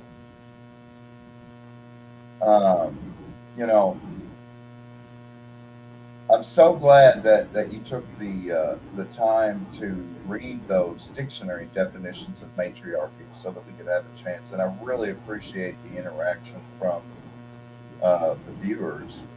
It's really beautiful. Because it's all playing into this very, very complicated conversation we're having about matriarchy, because again, so many of these terms are loaded, and unfortunately, when I talk about the role of mothers and the role of women and the role of men, it can often be interpreted as I'm being exclusive. And I'm just reinforcing the same roles that I've been fighting against. No, these are roles that people must hold in the society. My take is not everyone fills these roles. We all have our own lanes. We all fill our own lanes. We all play our own roles, pushing our own paddles to push this great canoe down the river of life. But I mean, you know. But going back to tribalism, that is a natural role for those genders. I mean, like that's, you know what I mean? And that was before it was just male and female then. You know what I mean? There was nothing in between. It was just you were born what you were born. Now, with that being said, we could do an apples to apples comparison. There are indigenous societies that are also patriarchies. Okay? There are First Nation tribes that are also patriarchies. Not just in the United States, but around the world. Not all Aboriginal indigenous tribes are matriarchies. And so what does a bush-dwelling indigenous patriarchal tribe look like? Well, the women go out and do the gathering of the firewood. The women go down to the river and fetch the water and bring it back. And in those cases, the men guard the dwellings morning, noon, and night. The men raise the children. You know, they don't have diapers in many cases, but if there were diapers, they'd be changing them. So it's interesting. In these so-called patriarchal tribes, you look at the role of men, and the men are more like all Mr. Moms in these patriarchies, where the women are being sent out to do all of this hard forced labor. So, you know, for those women that want to argue and rail against patriarchy, well, hey, honey, tell you what, I got some patriarchy tribes I can totally turn you on to if you like chopping wood and hauling tons of water every day on your back. My grandma would go out elk hunting and pack out for 3-4 weeks with the guys and pack that elk back. That's what my grandma did. On the island of Vihnu, where the men are off fishing or the men are on mainland Estonia working in 2021, there are women that are having to go out and chop wood, and there are women that are having to go out and fetch a pail of water. You know, there's some that really like that though. Like there's some women that's what they are drawn to do. You know what I mean? Like that's what they want to do. Particularly, what distinguishes matriarchy from patriarchy is one word and one word alone.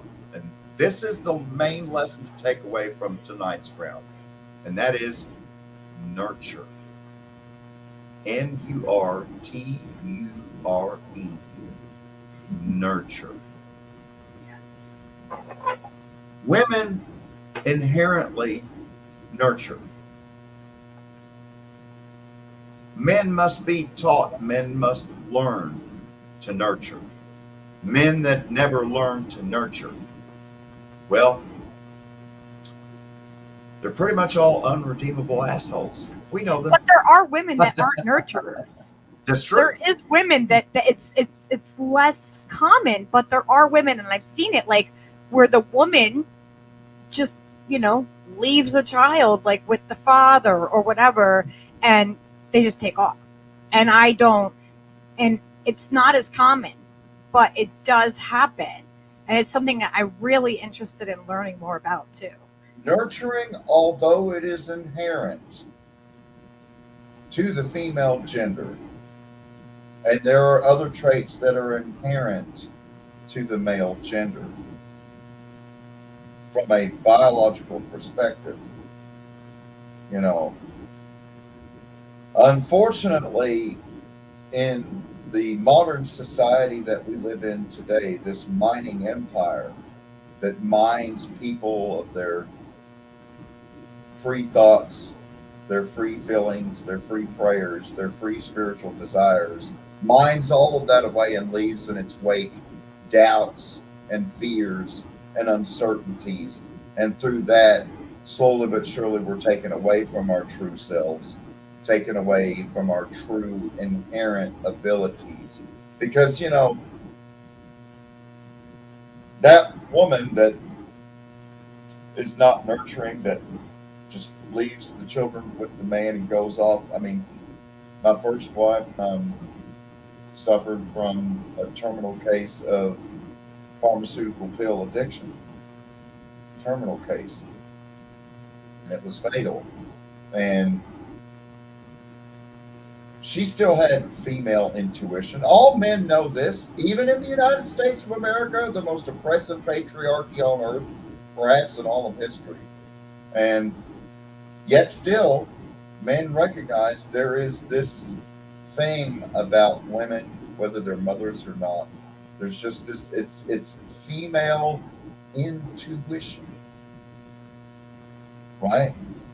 And it's a thing with mothers. So it's not that we don't know that it's happening, and it's not that we don't have terms for it, and so this is where we're getting at with matriarchy and what matriarchy really is about. Obviously, in terms of nomenclature and what is your real name and where did you get your real name? Did it come from the oldest son of the oldest son of the oldest son of the oldest son? Did it come from the mother of the mother of the mother of the mother? I mean, how did you come about your identification? That's one way to define matriarchy and patriarchy, and that's what most of the definitions seem to focus upon. But the truth is, the difference between matriarchy and patriarchy is community nurturing versus individual ownership. Yes. Patriarchy is about individual ownership. And so everything that you see, you own and takes your real name. So it's good that you have your real name, because now your women and your children and your animals and your slaves can all take your real name, Mr. Toby Waller. Or if you're watching the TV version, it would be Toby Reynolds. But his real name's Kunta Kinte. He got that name when he was a Mandingo in Africa. But no matter how many times they whipped poor Toby, you know how the story goes, Lucky. He just kept saying his name is Kunta. God bless Kunta. So, Yeah, he was authentic. That we're referencing the old TV miniseries Roots by Alex Haley. I think so. My God, that is such a important thing to watch. But man, is it freaking! It's hard. It's rough. But not all of our history can be pretty. You know what I mean? It can't all be whitewashed and pretty. We have to acknowledge that. It's the only way we move forward and do better. Like if we can't acknowledge that the past hasn't been great, then we can't. We can't properly move forward and say, all right, well, let's do better than that. And so I really like this comment you have up here. Doesn't matter as long as the masculine and the feminism isn't divided or isolated to wilt.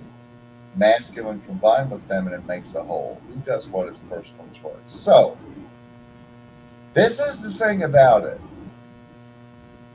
Matriarchy and patriarchy are, in many regards, opposites. And I think it's most notably opposite in regard to the fact that patriarchy is about domination and ownership on an individual level. Whereas matriarchy is not. See, a lot of these definitions are just kind of pointing out like, okay, well, patriarchy, men are running the show. All the names come from the men. Men hold all the power and, rule the people, basically. And then matriarchy, okay, all the women play the man role of owning everything and running everything. That's not how it is at all, see. Matriarchy is about a balance between men and women. A balance between the sexes, a balance in nature, a harmony in nature, a harmony between all the genders. Because, I mean, even in our own tribe, there are two paths. It's not just a binary thing. But yet still, even though it's not a binary thing, there are roles that men and women play in the tribe, as long as a role of two paths. A lot of them are great religious leaders and spiritual leaders and medicinal healers. Not everyone is a baby machine. Okay, people play different roles. Mm-hmm. That's how it is. It's not it's inclusive, not exclusive.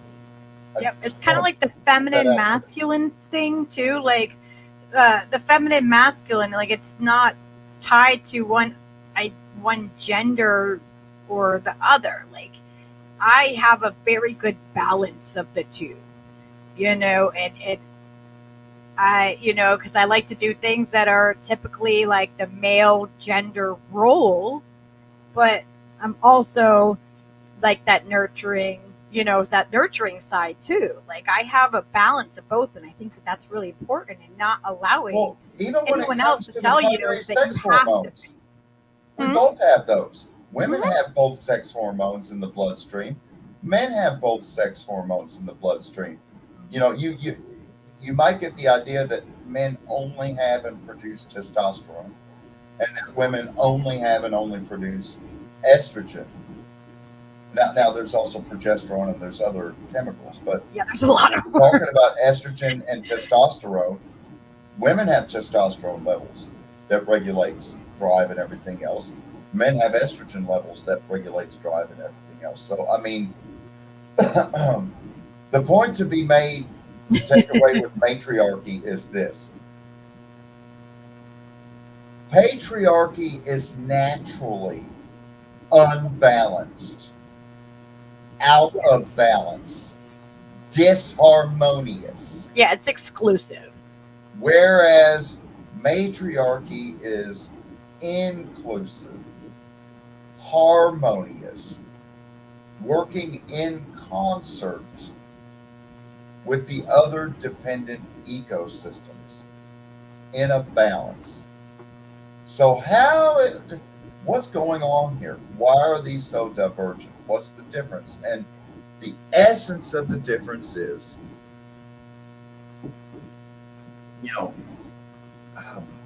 in Native American logic, we basically break everything down into four things. There's four directions. There's four faces. Everything is in fours, right? North, south, east, west, left, right, up, down. Everything's in fours. And it's the same thing with the cycles. And so I'm trying to think here. You basically have, if I can translate this here,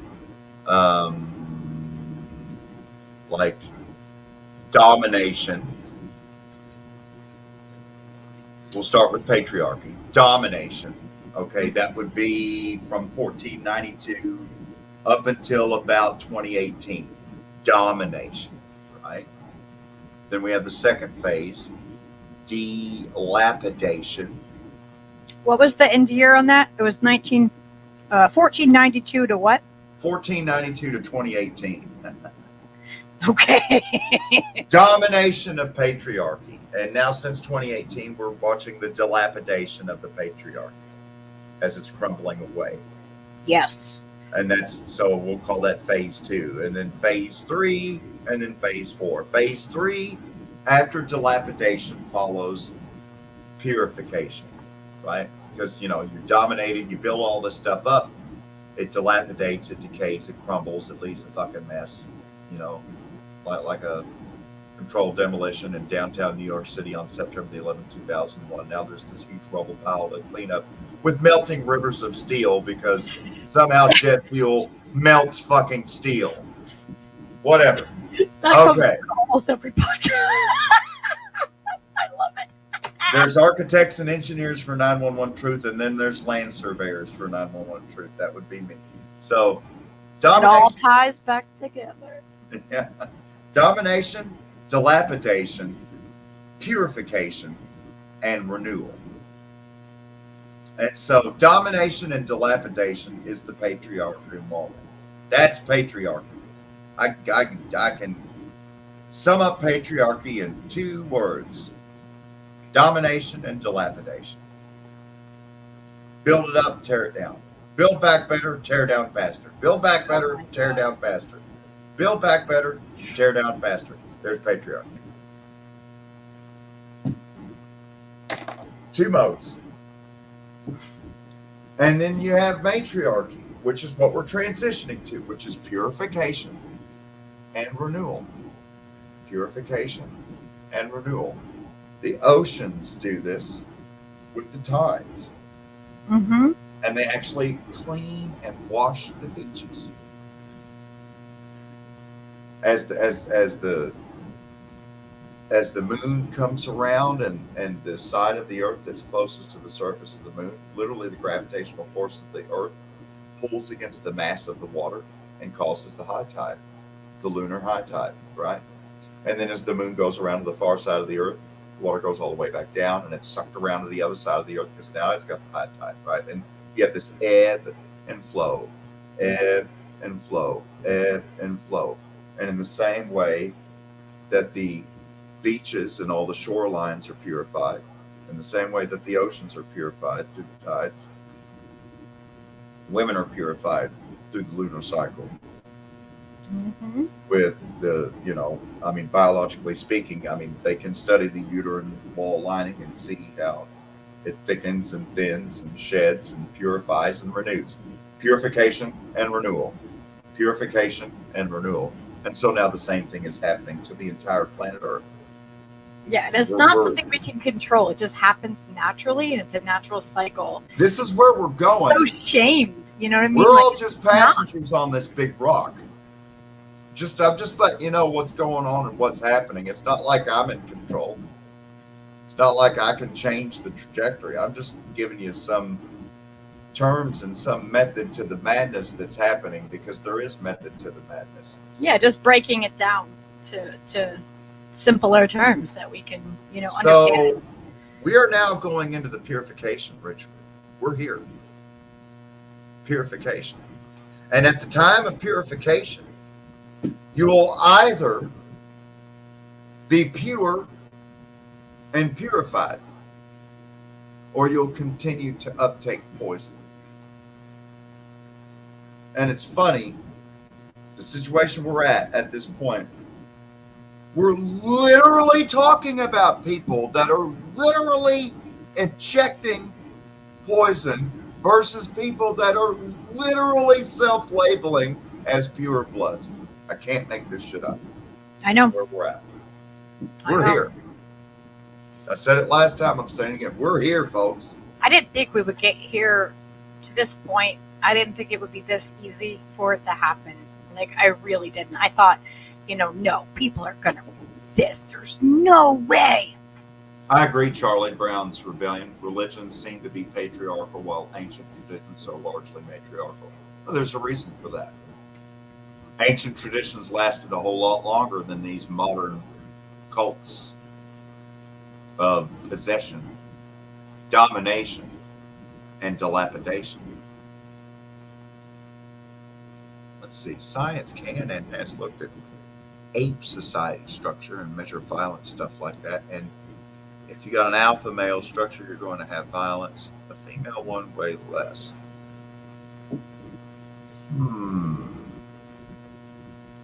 Well, again, it has to do with purification. That's why we have sweat lodge. That's why we have sun dance and circle dance and stomp and Katua traditions. That's why we have these purification ceremonies that are very male-centric, because it has to be a very conscious thing. It's... And a female Men sweat have to lodge. work harder to nurture. Men have to work harder to purify. Men have to work harder to renew and cleanse the spirit. It's hard, it's more of a challenge. And so, for example,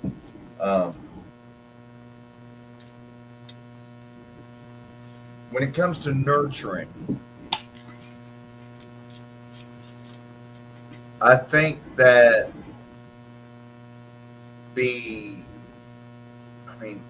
good Lord, at this point, let's see a doctor, seeing about maybe getting some testing or evaluation done with one of the children to, you know, to help work on more homeschooling and learning, is getting, you know, out of the counting in months and into the counting in years ages now. And the immediate Yes, I response know. Skylar's of the gonna be family, 18. you know, the pediatrician was like, "Oh well, I'll set you up for some evaluation, and go ahead and refer you over to them." All right, so that's one night. The very next morning, the local public school district is calling up saying, "Hey, we can send the people over there from the school in the short bus because they handle all of the preschool programs, so that they can be enrolled in the preschool, and then go on to the preschool to the preschool to the kindergarten to the first grade to the second grade to the third grade." So whoa. I'm like, wait, what?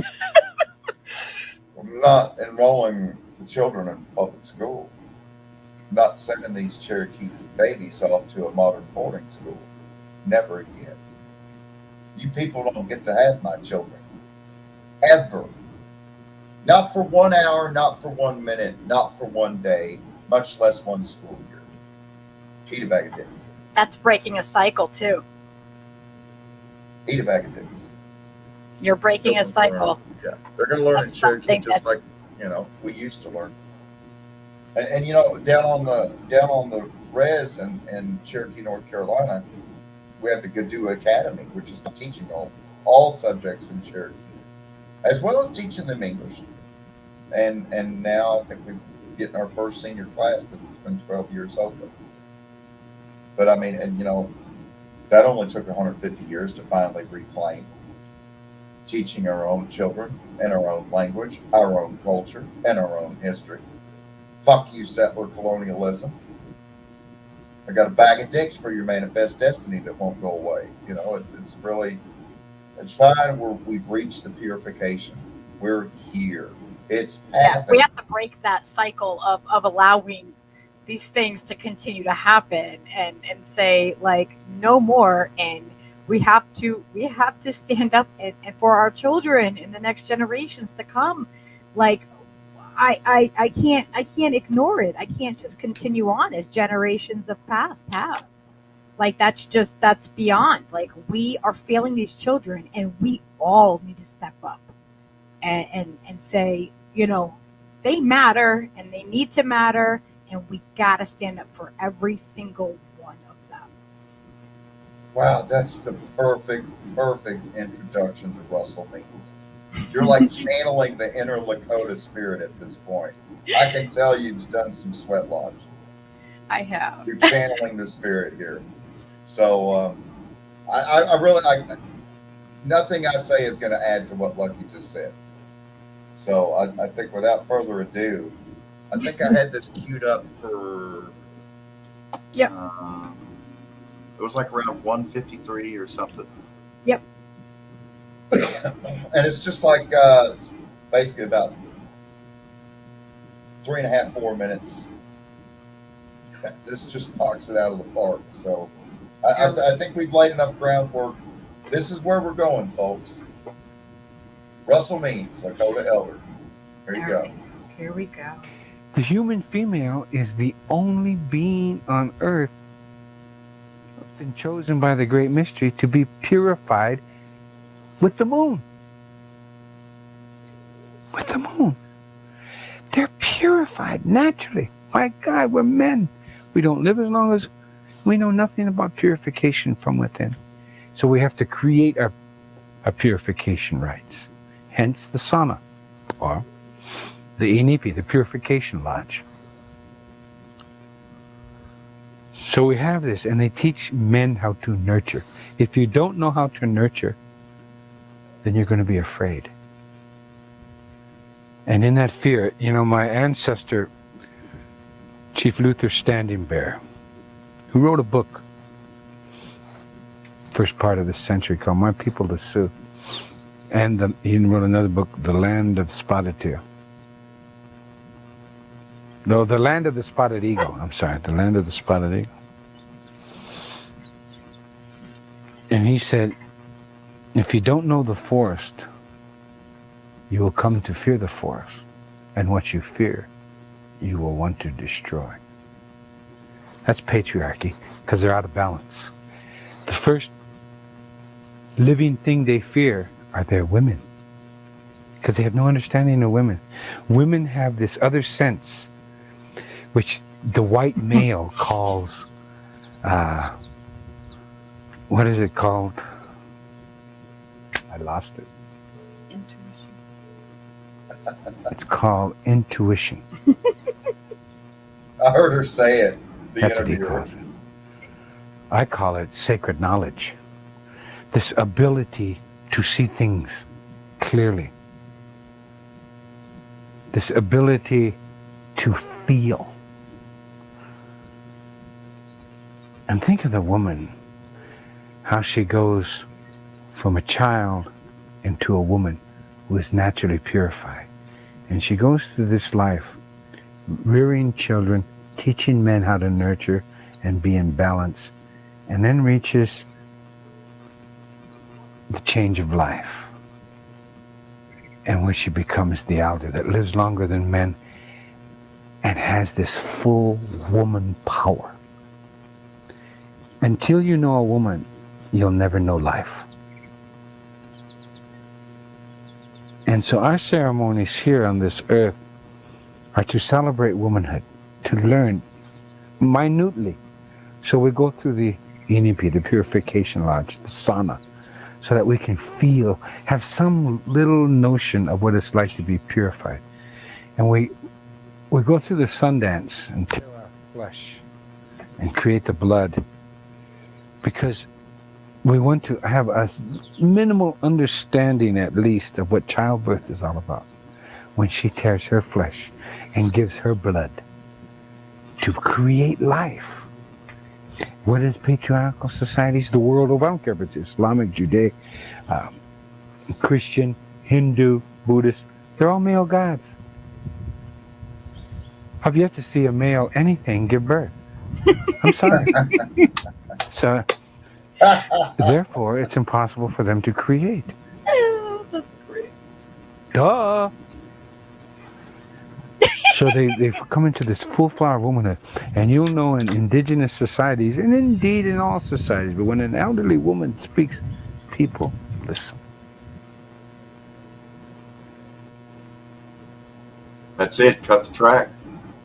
That was just awesome.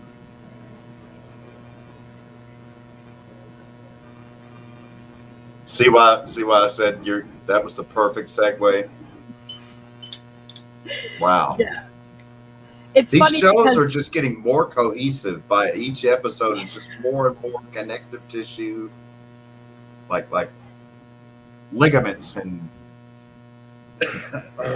what do you call tendons, right?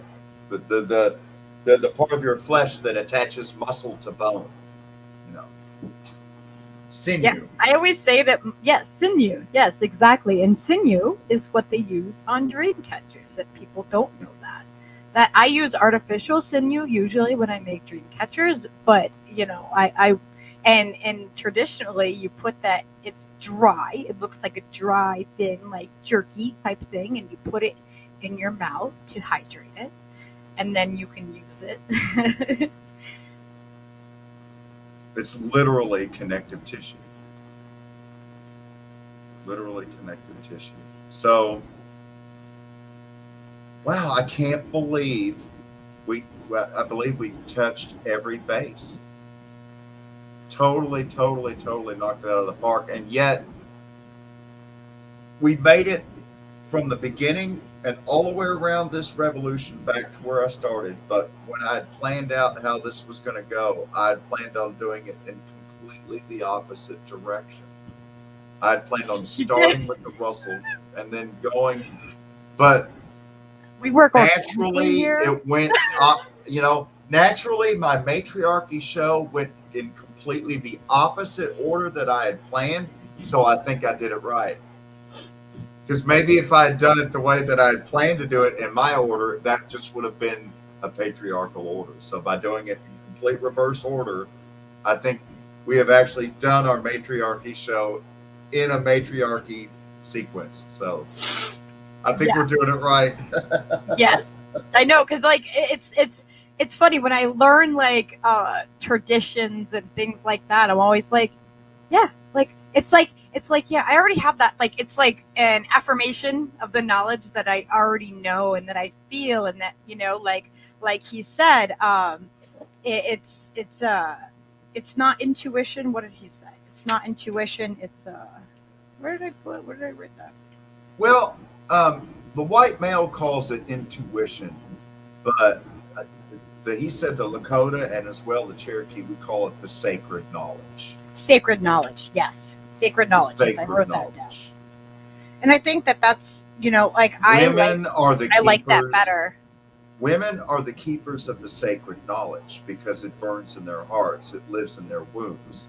The sacred knowledge. Yet, as he pointed out, most modern world religions are patriarchal models where women are largely excluded from either the clergy or the interpretation or presentation of the sacred medicine. I mean, now granted, if you go to different religions and see that, well, it's not that they haven't made progress. I mean, you look at Roman Catholicism and you had, Vatican II Council and Gaudium at Space. I don't want to go down the theology. I'll hit the theology rabbit hole one day, but I wanted to respond to Charlie Brown's comment there. Yeah, I think we should elaborate on what a sweat lodge is in case there's anybody watching that doesn't know what the sweat lodges are and how, how the shape of it and how everything kind of like ties it's interesting. The sweat lodge. And, going into the lodge and, you've got the hot rocks in the fire and you pour the water onto the hot rocks and it makes the steam, the sauna effect. And then, you normally it is not like a regular sauna. This is not a regular sauna, kids. Right. I'm just trying to, basically explain what's happening. You're in a closed, you are inside of an enclosed space. It's kind of like the shape of an igloo, right? Relatively tight. And yeah, it's basically like a caveman sauna where you're just pouring the water on the rocks, you're making the steam, you're breathing in the steam. But the earth comes out of the middle of that, and that becomes your altar. So, like, everything is interconnected with the sweat lodge, too, because the earth that comes out of it comes out and becomes your altar. And then the fire is right beyond that. But even before all of that, the way that you start a sweat lodge, like what we would do is we would actually get trees that would then grow. And we would bend them together, and tie them with the red and white and yellow ties, depending on, what it was. And we always collected the rocks, which are the grandfathers, and then you heat those in the fire. So, just as a broader, so everybody kind of understands. Well, you see, to begin that purification ritual, you have to reach out to all of the nations. The stone nation, the plant nation, the herb nation, the buffalo nation, the deer nation, the eagle nation. All of these nations play a role in the purification process. And they all have to be involved in the purification process, from the building of the lodge to the lighting of the fire to everything. What I wanted to point out was that, whether it's Cherokee, Navajo, Lakota, or Estonia, or Norway, or Sweden, and that's my lineage. It is that area. Or Poland or Germany. They too also have sweat lodge practice, where not only do they have the water on the rocks, they also have the sacred herbs or the tree branches that they scratch. And I mean, these rituals are in common, not only amongst North American tribes, but Vikings and Scandinavian tribes and Southeast Asian tribes. And I mean, this purification And that's what's Rich. the beauty of it, is that it's ever encompassing. It's not just like something that one tribe does. Like I was learning in the Lakota tradition, and so like what I was taught Thank you, Bella. different than others, This purification ritual, I would be remiss to not point out that basically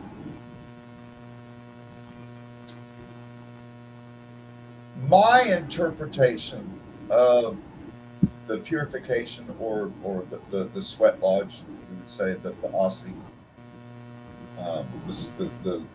the sweating, the purification, normally the door to the sweat lodge, this isn't like a regular dwelling or something.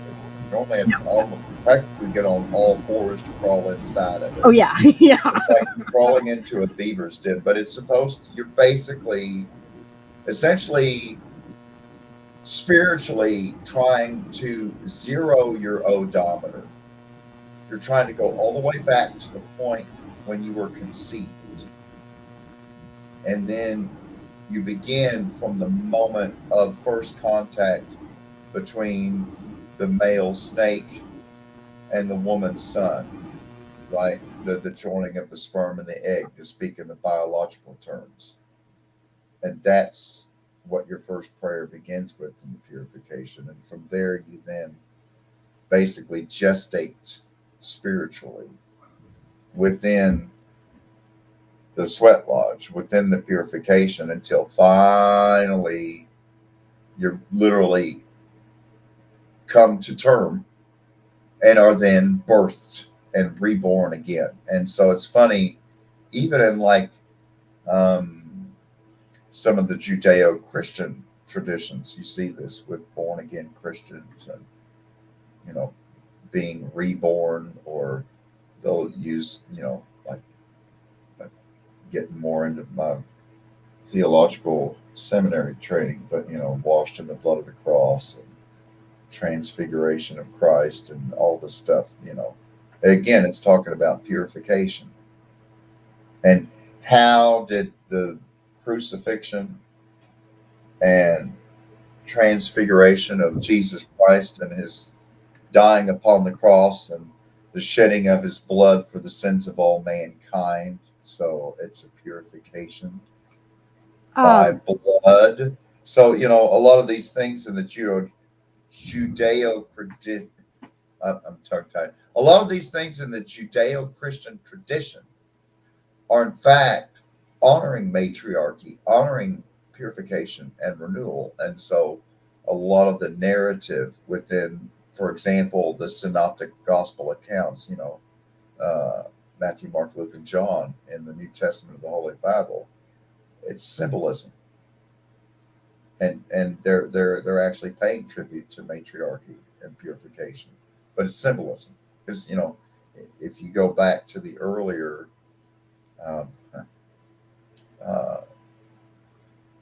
what is it, the Pentateuch and the Septuagint. But anyway, you go back to the earlier Greek text and everything, and there isn't all this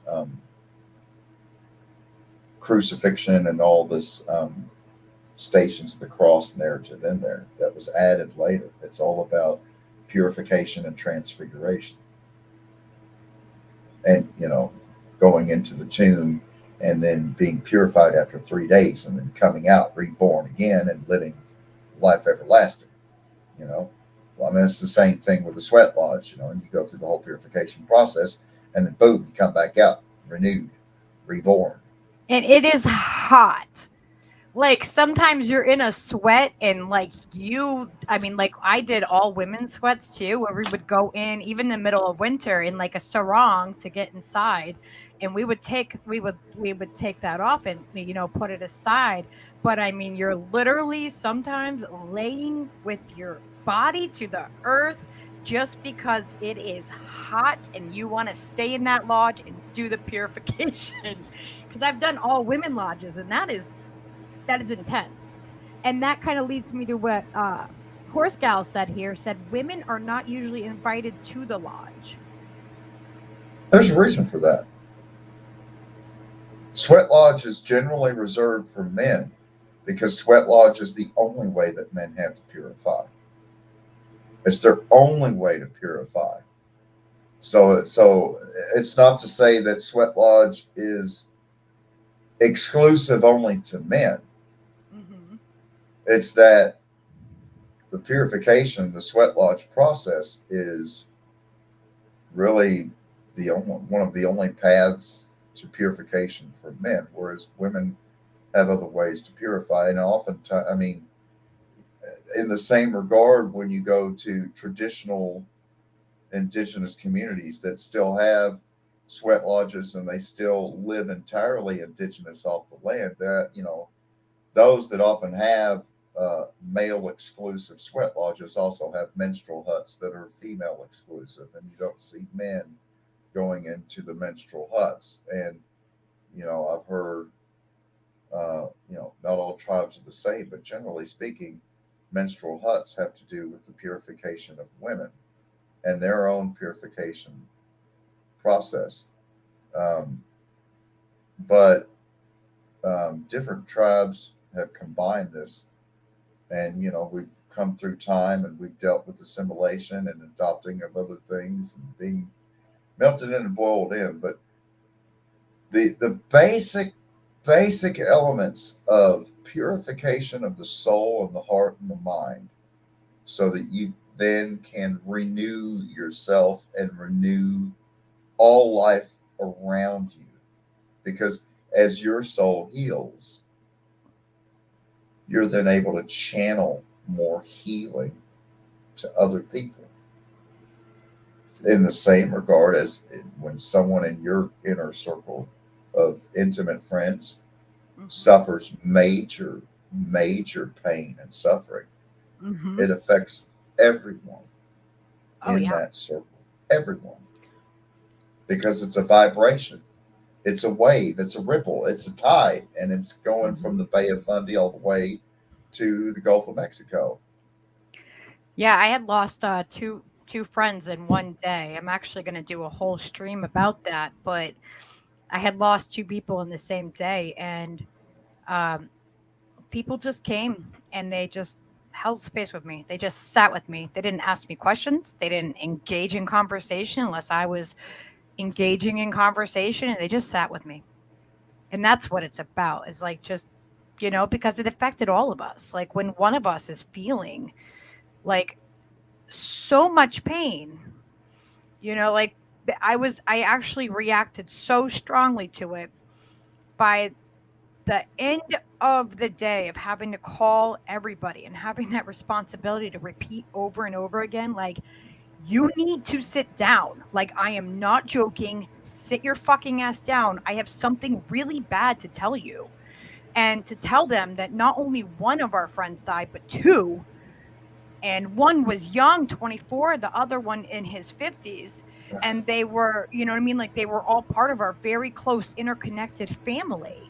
Even 50s is young to be passing. Oh, yeah. But I mean, that's like 20, 30 years too soon. Oh, yeah. Like, and these were my best friends. You know what I mean? So for me, it was so essential for people to come and just hold that space with me, but not expect anything from me. Don't expect conversation. Don't expect anything. And that was the best thing that they could do to get me through that, you know, was just be there with me. Well, I'm going to make a commitment here.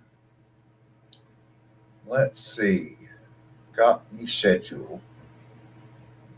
And let's see. Tuesday night is the major meeting of the minds. Wednesday night, I close. So, I mean, I could do something Wednesday night. I'm probably going to give mommy a night off. Just play with the kids Wednesday night. Thursday, well, you can always I'm just off let all me day. know whatever you want, you know. Thursday is the day. Thursday is going to be the 16th of December. Thursday, and we'll pick it up when Oz finishes their show on Thursday night, and we're going to start with purification. So I'm just going to let everybody know now, for those planning on joining us Thursday night, make sure to have the best water you can find with you. Yes. Because the purification that we're going to go through Thursday night is going to start with, well, you can only drink water during the purification. Nothing but pure water. And like I said, the best water that you can get, you know. Some people have different access to different quality of water. I know how it is, but the whole point is we're all going to be drinking. Yeah, water. after any kind of healing or deep spiritual, you should anything deeply spiritual. Even after I do like Reiki with somebody, I say you need to hydrate now, because it is part of that process of letting, you know what I mean, like letting that go through you and helping yourself like release it. You know, like we begin as water when our ancestors decide to bring us into this life. And then we be and you know, if you're wondering how does the sperm find the egg, well, the ancestors bring them together. It's a spiritual thing. So the purification begins with water. We begin with just before the meeting of the snake and the sun, or the sperm and the egg, as it were. And so, you know, I think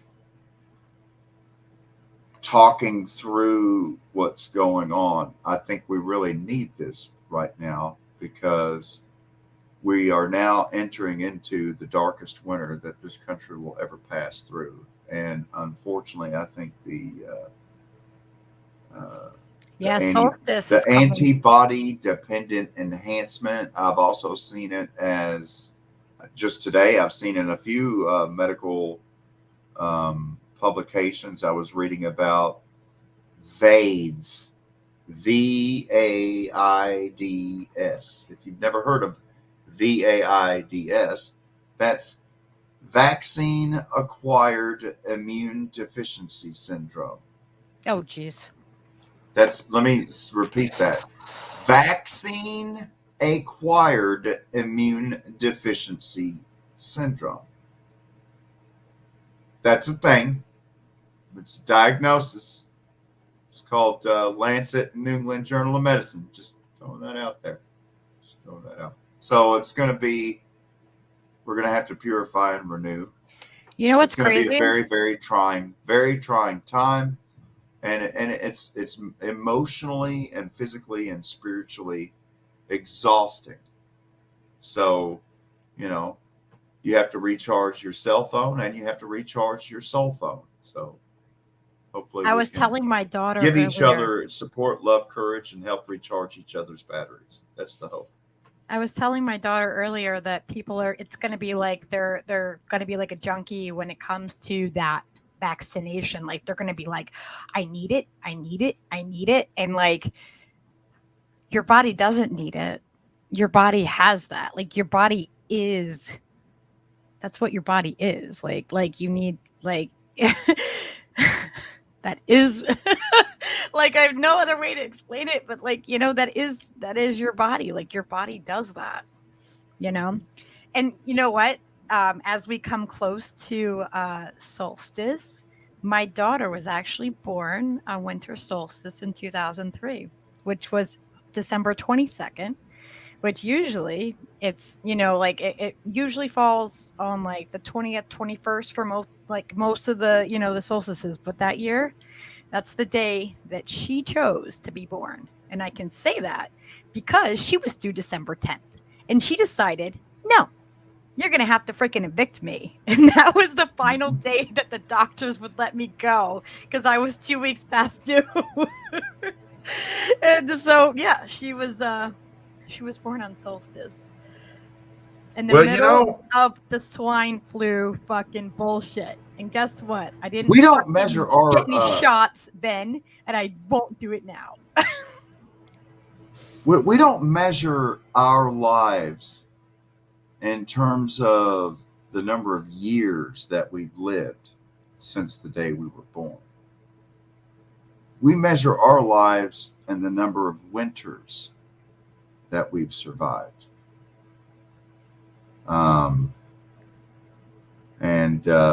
At this point, I'm just about through my 46th winter. So I'm 46 winters or 47 years, if you go by my real name. Yeah, I know. And on this plane, in this existence of life, I have been on this planet for 41 winters.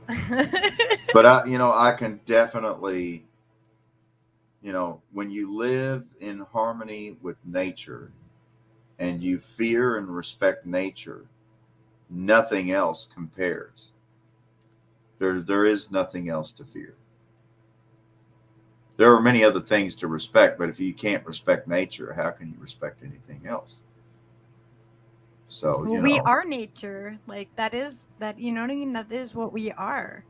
We go back to the earth. Well, I mean, some people fill themselves with chemicals to go back to the earth, but we go back to the earth. It's just a process. And although it's painful for us and I just want to warn people as we go through this process, if you find yourself becoming less human and more animal, then you're doing it right. Just want to throw it out there. Go by instincts. Quickly, you're going to discover that we're actually not human beings. We're just two-legged animals. And there are four-legged animals. There are animals with scales. There are animals with feathers. There are animals that are microscopic. There are animals that are massive. There are plants that are tiny, tiny, tiny little things like euglenas and amoebas, and there are massive trees. We are microscopic on the larger scale of things. What's that one tree? Like the one at Thomas Edison's laboratory down there in Fort Myers. Banyan tree. A banyan tree, right? Like the joke about the Appalachian family tree. It's a banyan tree, right? Because it grows out and the branches drop roots down and make more trunks, and so you'll end up with a banyan tree that can take up 150 acres, and it's just one tree with 500 There's so many trunks. plants that do that. Like I have a spider plants all throughout my house, and like all these vining, plants that do that, and I love it. So the point is, it's not mankind. Right?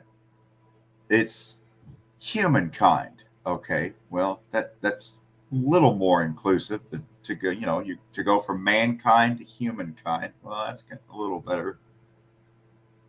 Animal kind? That's even closer, I think. We're all part of animal kind. I don't even know if that's a word. I think I just made it up, but just going to run with it. Fuck it. Animal kind. So, if we can view ourselves as equal to animals and not different from or dominant over or superior to, then this purification will work. So that's what before we get into Thursday and start drinking the water and having these meditations, I just want to put it out there, trigger alert, warning. Okay, this is where we're headed. This is where we're going. This is what's going to be happening. So no surprises. I just want you to know. Turns out that we are related to everything.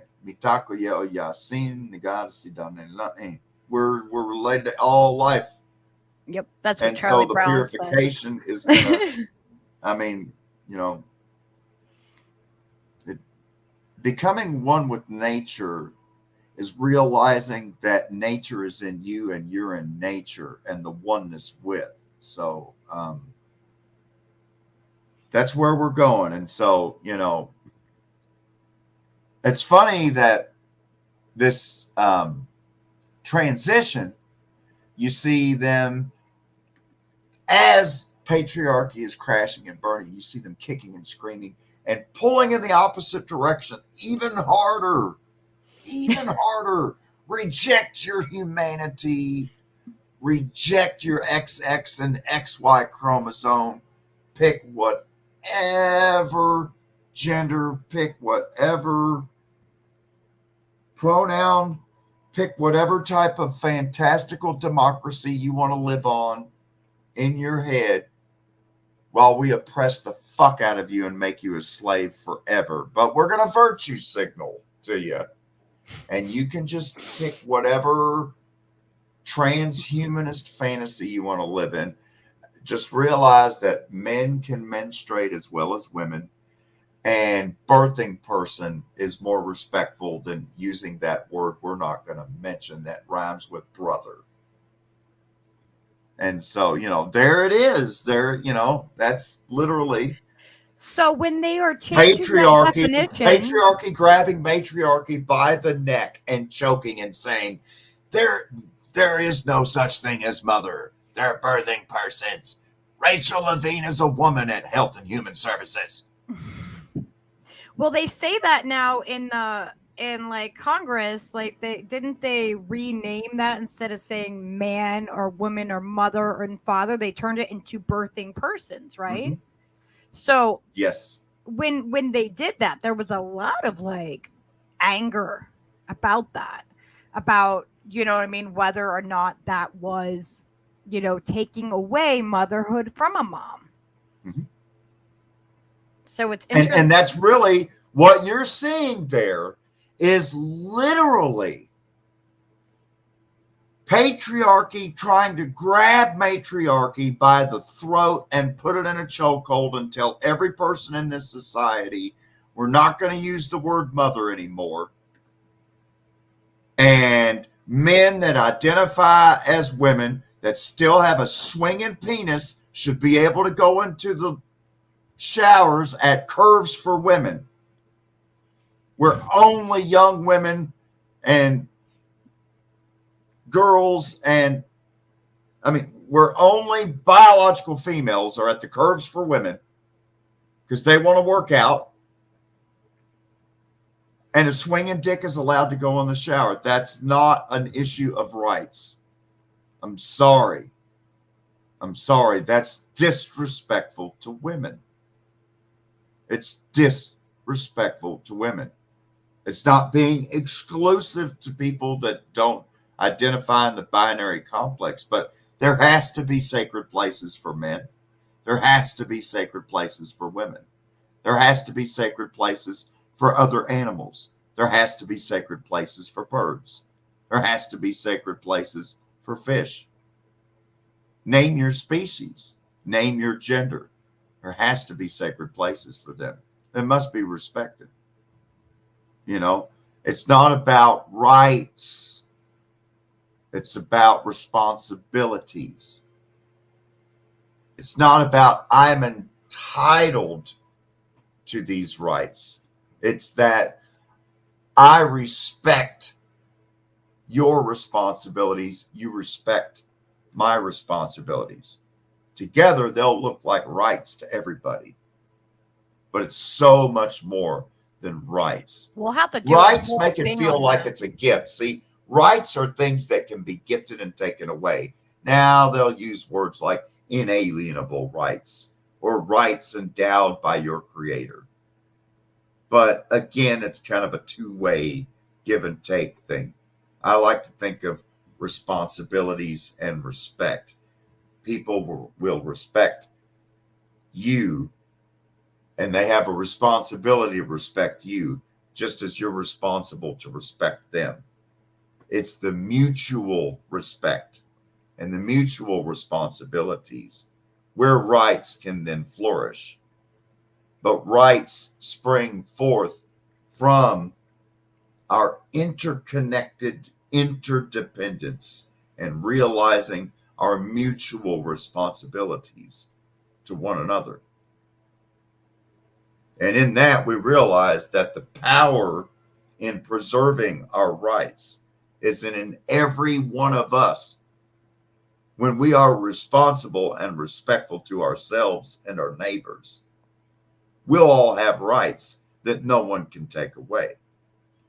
When you don't respect your own power, when you're not responsible to your own power, you then give that power away and assign that power to other people, like, I don't know, this Firestone guy.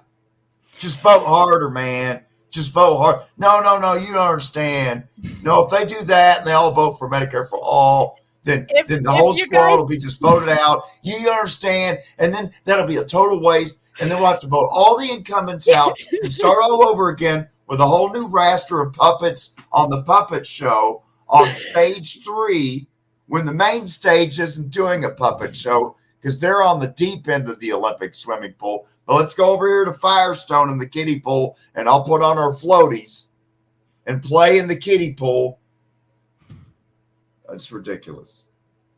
Yes, because So anybody ridiculous. who doesn't know, I went on Joe Firestone's podcast yesterday, and I didn't realize who he was. I didn't know he was like this big, academia, like, PhD and 11 books and all this other shit.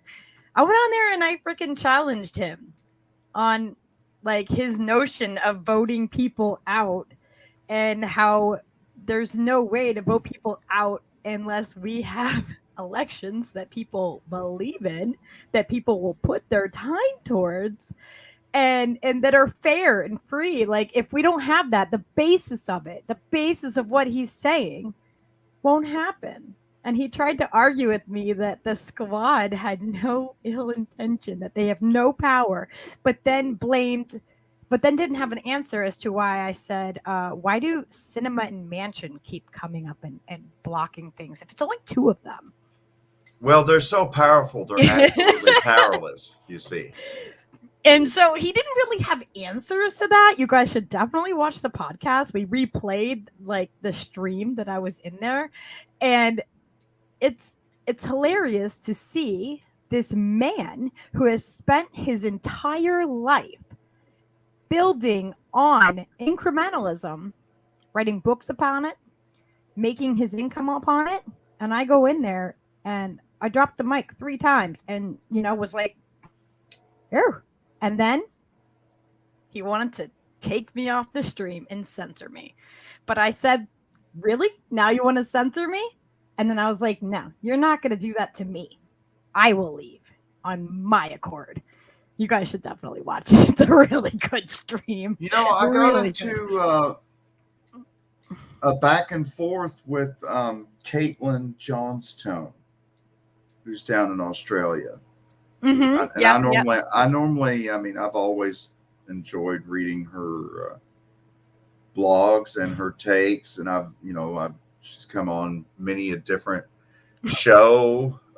She's been on Jimmy Dore before, for example. I've seen her in a number of places, and I've always enjoyed her takes, and so I've followed her on Twitter for quite some time, and so, much to my horror, like, I'd noticed that, she's always relentless in her critique of the U.S. military and the U.S. empire. But I was rather interested, and I'd been going on my Twitter and looking, because she wasn't in my feed. And of course, people can chime in on that issue of Twitter and your friends, yet you never see their shit in your feed. You constantly have to go to search and then go to their own page to say, "Oh, wow, they've been tweeting all day. I haven't seen a single fucking thing. What's going on?" So I'm like desperate, because I'm watching Max Egan. I'm talking to my Australian friends. I'm like, what the fuck's going on? She's in Australia. I mean, her handle's literally fucking Kate Oz, OZ. So, like, what is she saying about Burkhardt and Dane Andrews and these other, totalitarians down in Australia? Fucking crickets. Not a fucking thing.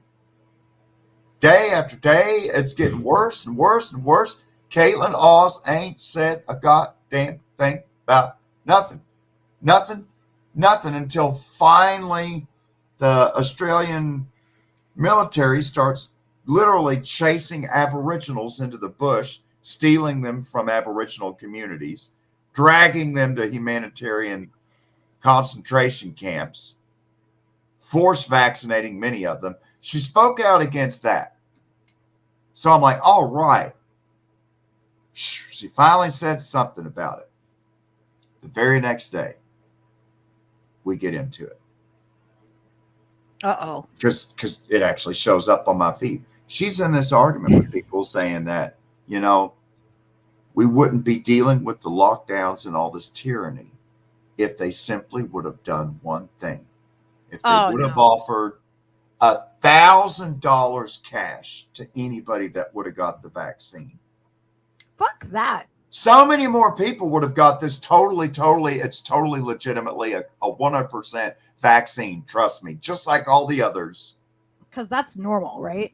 Like not giving people health care. Right. So giving them a one-size-fits-all fucking shot. Keep calling it a vaccine when it's not a vaccine. Not, and the only reason people didn't take it is because you didn't offer enough free donuts. Says they are safe no. You didn't offer a big enough check. If it would have been $1,000 check, one time, no questions. If they'd give you $1,000 to take but the they're shot. fining you like $5,000 if you don't get it, because that's how you.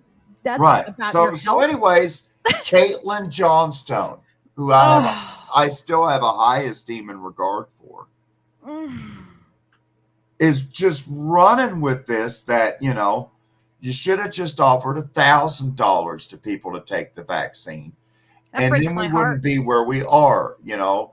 Then we could have gotten more compliance. And I'm like, this take is such a bad take. This is so wrong on so many levels. And all I said was Caitlin Johnstone. When all freaking we should have offered people $1,000, they would have all gotten the fucking shot. We wouldn't. Right, that was her take.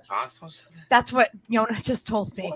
I mean, I've got the receipts. I can go back, but I mean, so I was just gobsmacked, totally gobsmacked, like Steve Poikonen with the mackerel to the face. I'm like, what the fuck just happened? So finally, I have to respond to Caitlin Oz. Indian doctor, really smart. It's 11 minutes long, but it is the most intense fucking thing I ever saw. He's like, Steve's telling me about. Go ahead, tell everybody what you're talking about. There's a guy. It's on BitChute, so I probably shouldn't say all the things on YouTube because they'll probably kill us. But just say it in a code way, so we don't have to. So anyway, there's a doctor who just basically breaks down that the COVID that everybody calls COVID, the virus itself has not been isolated, and it's also just a vector. It's not really the thing to be afraid of. They have an engineered virus. They have all this fucking bullshit testing, and it's the spike protein is the thing. It's the poison. It's the poison that doesn't kill you right away. That's why they keep everybody apart from each other for 2 fucking weeks, because it takes about 8 or 9 days to work. Mm-hmm. And you know, Stever, that they say in their own published literature about these this messenger RNA platform of the quote unquote air quote new vaccines, because they're safe and effective, that they are self-amplifying and self-replicating. And they even talk about in their protocols for the safety trials needing to monitor the unvaccinated who also uptake the vaccine that was shed from people that had the vaccine, which is what they designed for with the self-amplifying, self-replicating. Right. The whole grift is get everybody on the. Just be careful with what you say. Get everybody on the planet to take their safe and effective vaccines, even though the definition is changed so that they don't actually show you the science behind how getting that vaccine is going to protect another person or the world, as traditionally vaccines are used. And this gentleman just breaks it down, man. I shared the link on the Twitter. He's just I don't know. He just ate my mind with that shit for 11 minutes. I'm like, no way. He's like, yeah. So basically, get everybody to take the spike protein, which is actually the poison. So it exacerbates everybody's pre-existing conditions. Well, I mean, you keep everybody if you think about separated it, Steve, for 2 fucking weeks, and nobody isn't knows the best that you way to got poison. fight fire with more fire? Fight fire with fire. Fight bioweapon by injecting more bioweapon. Problem solved. There you go. Unbelievable. What the fuck? So I'll tie up the story with Caitlin Johnstone here before I get us banished from YouTube forever. I don't want to do that to Lucky. The one who sided with us when we called Yeah, you know what? It's crazy. Yeah, that is nuts. Let me see if I can pull this up real quick. There's a 30-second clip that is on Steve's YouTube. And this is not to rehash anything out about the stupid freaking goddamn shit. It's just amazing how it confuses everybody. Yeah, well, hang on. Let me just... By having that time period in between when you get the thing and when people are getting sick from it, right? If you poison somebody and they drop dead immediately, they know you're poisoning them. Yeah. But Stever, you forgot though. Even though they may have already had 2 or 3 injections, if it's less than 7, what is it? How many is it? You got to wait 14 days after the injection, and then they are counted as vaccinated for like up to 3 months after injection. Exactly so there's a period of time. So between day 14 and day 90 post-injection, you get to call yourself vaccinated, and it's legit. But otherwise, showed us the math. No matter how many vaccinations you've had, you're unvaxxed because it was less than 14 days from the date of injection or more than 90 days. I've never had that be the case, like ever. Like since all these games with statistics and data, so they can just warp the narrative to fit. Poison. Mm-hmm. So I'll finish up with Oh wait, here it is. Okay. Hang on. This is fantastic because all right, hang on. What did I just do? So I encourage you to get vaccinated to come to our shows because the Delta variant. Shit. Hang on. Let me. They heard it. I will. No, I want to share the thing. I wasn't sharing my screen. So just to set this up really quickly, this is a clip of Graham Elwood. And this is what he said to us. Well, said to I remember a whole when he stream. said this. So this is what he said, and hang on, Caitlin don't start it yet. Don't start it Caitlin, yet. I gotta shave my knuckles for justice. Oh my god, I'm gonna shave my freaking. If I had balls, I'd shave my freaking balls, which are freaking. It's so stupid, gross set of balls. All they do is hang out with an asshole all day, and they're all sensitive. Fuck that. But anyway. Hey, pussies are resilient, man. I'd call me a pussy. Go ahead. I'll take that any day. So he said this to us, and we called him out for it, and he was a complete douchebag to me, and freaking attacked me, and then made angry fucking TikTok videos directed at me over this, because he knows who I fucking am. He's a fucking douchebag. And so, yeah, this is what he said to me, or he said this on the stream, and then Caitlin Johnstone defended me and Steve over this. But that's why this all ties together. Watch, she defended us, not him. I encourage you to get vaccinated to come to our shows because the Delta variant is going nuts, and it's only really hitting people who aren't vaccinated. Okay. That's what he told people. To go to get a fucking thing, right? Experimental boop boop, so that you could go to his show. What a fucking grift. And I called that fucking shit out, and he got pissed, and we posted that, and Caitlin Johnstone saw that and defended us. He defended us. Or she defended us, but now, oh, fucking A. And now she's saying that to you, like what the fuck? So she's in this argument about the $1,000. And I finally, as much as it pains me, I'm like, I have to say something. And so, oh, this says share screen. Wow, I can do this too. I don't know if I trust myself, but I know you have to get it down. It's like, oh shit, wait. I'm such a Luddite. We'll have to do like a I've grown up with tutorial to kind of computers, get, like, but no, me, I don't let's fucking see know this here. shit. So I had to think learn I it. go to- I think I go to my profile, and then it would be tweets and replies to tweets. Yeah. No, Yeah, and not then you would media. share No, it. tweets and replies. Okay. And then once you get the screen up, then you can hit share screen on the bottom, and then you have to hit that you want to share a tab. Like whatever tab it is. I want to find.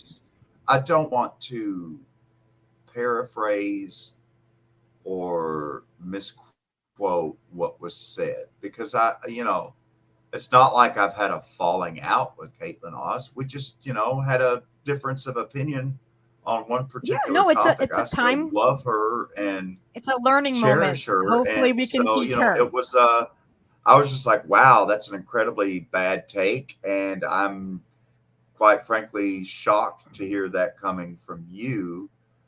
And immediately she came back like, yeah, I've got to find this.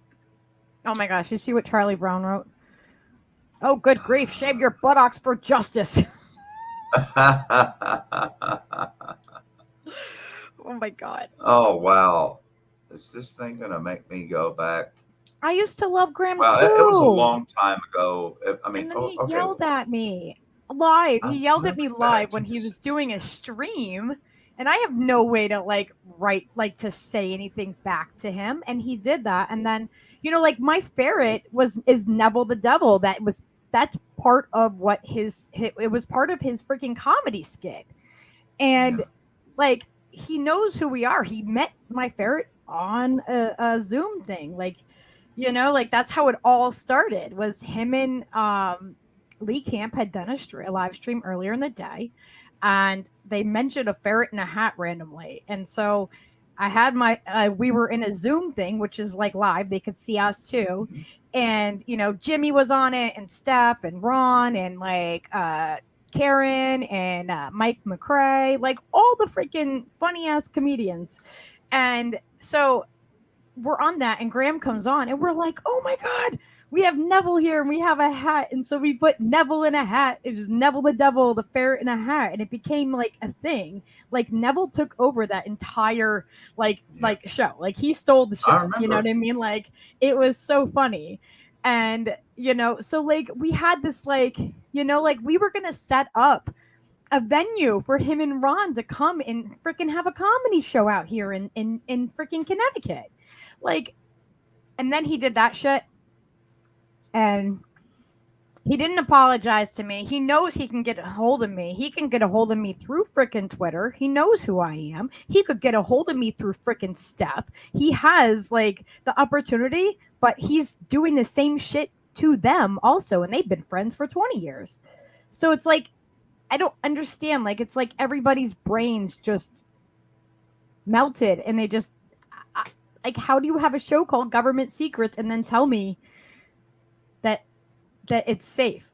Go do it. Well, Lucky, I feel doesn't want to lose that blue check audience. I guess they're it really makes he didn't come around, sense. Ted. He has still not come around. It's heartbreaking, because we were. I feel all he's doing is estranging himself from Jimmy and everybody else. He went on Status fucking Coup. He went on Status Coup with fucking Jordan Sheridan. Oh. And Jen left Status Coup. I don't watch them anymore, but I saw that Jen left Status Coup over the boop boop thing, over the mandate thing, because she didn't agree with that. And now he's over there with him. It's really, dude? That's where you want to put your. That's what you want to team up with? That's your tribe now? Good old Jordan Charlatan at the saddest poop. Oh, that kid. Like, he is so fucking gross. All right. Well, I have been hitting the old scroll wheel here, and I've finally managed to make it all the way back to December the 3rd. Charlie Brown said the Gorilla Glue is strong with this one. Yeah. Boy, it fixes everything. I had a screw loose and a couple of marbles rolling around, and everything is glued back into place now. Yeah, I know. I haven't had any Alright. butt like all day, and I'm like, oh, I need my stuff. Like, I'm just not, It's okay though. It's So good to take a break. apparently, I've been more active on Twitter like in the last 2 weeks than in my entire life combined. Because I normally just am not online. Not that I don't use my computer, but I normally use my computer offline doing other things. But, it was really Grand Theft World and the Grand Theft World community. And let me see, who And was then it Lucky came in and said, Yoda, you are way fucking funny. Why aren't you a comedian? You got to come on my podcast that I'm going to start It was up. Jason. Yeah. I did. I changed you down. I was like, you're It coming was on. Jason Burmis. I got to give credit where credit's due. It was Jason Burmis no, it was Ryan Christian. It was Ryan Christian who I first followed over to Rockfin. My friend. It was down in Graham Franklin, Elwood for Tennessee. me. Graham got me over there. The Last American Vagabond. I followed him over to Rockfin because YouTube kept fucking with his show, taking his channel down, and now he's like got the whole pirate stream still on YouTube. I mean, YouTube's dead. I mean, YouTube's I know. a lost I want to cause, be but... over. Oh wait, like, are we on Rockfin. YouTube right now? Hi, YouTube. It's all right. After my first podcast, these motherfuckers, YouTube, if you guys haven't watched the beginning podcast, you should. Like, this after my first one, which was just like an intro one, and it's so funny because I like look at that one and I'm like, wow, how in just a month's time how I've evolved, you know what I mean, on the computer and everything, and being able to do this. But yeah, like after my first podcast, I was like, I went on Twitter and I was like, hey fam, can like you guys come and subscribe? I got my new channel. So like Missy and Fee and Pasta and like, all the people that we know went and subscribed from different channels that they had just to try to like help boost and get me on the algorithm. Guess what they did? YouTube went and removed 30 people in one fucking swoop and told me they were deleted or spam fucking accounts. And they didn't just do that to me on my channel. And I was like, whoa, what the fuck? I went over to Twitter and I said something back to I'm like, I don't know what happened, but like everybody got like removed and blah, blah, blah. Wow. Fucking YouTube. I did not tag them. I did not say anything to YouTube. They fucking found me on fucking Twitter, and they're the ones who told me they removed my fucking subs because they were fucking spam or deleted fucking accounts. Wow. They found me on fucking Twitter. I don't have a big following. I have like fucking 500 people following me on fucking Twitter, and I didn't even have 100 on here. I had like, what was it? I was trying to get to 100. I had like 80 because I was trying to get up there so that I could do the streams because it said you had to have 100 to do a live stream. Right? That's like, flattering. You should feel flattered that they reached out to you. You're a very important, you're VIP. After one podcast. And then I asked Pasta and Fee, I'm like, do you think it's the company I keep? And they're like, mm-hmm. Clearly, like, you're doing it right, I must be doing something right if they're trying to do that already. Censor me with only a few It's people. not the unlucky burrito. It's the lucky burrito. And that's where the luck kicks in there. Personal attention from the YouTube support staff there. Personal attention. Yeah, look, they Twitter stalked me. All right.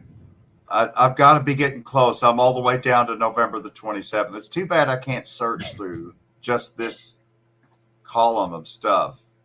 Charlie, you should drop in. I don't know. I probably could. I'm gonna find it. I'm sure you can find it. You can always do it. I think it's Oh. search too. It's here. If any of y'all want to jump in and come and hang out with me, I would love it. All right. I promise I won't treat you like Joe Firestone. It's about time for me to bring up my babies and put them in bed. So let's see here. All right.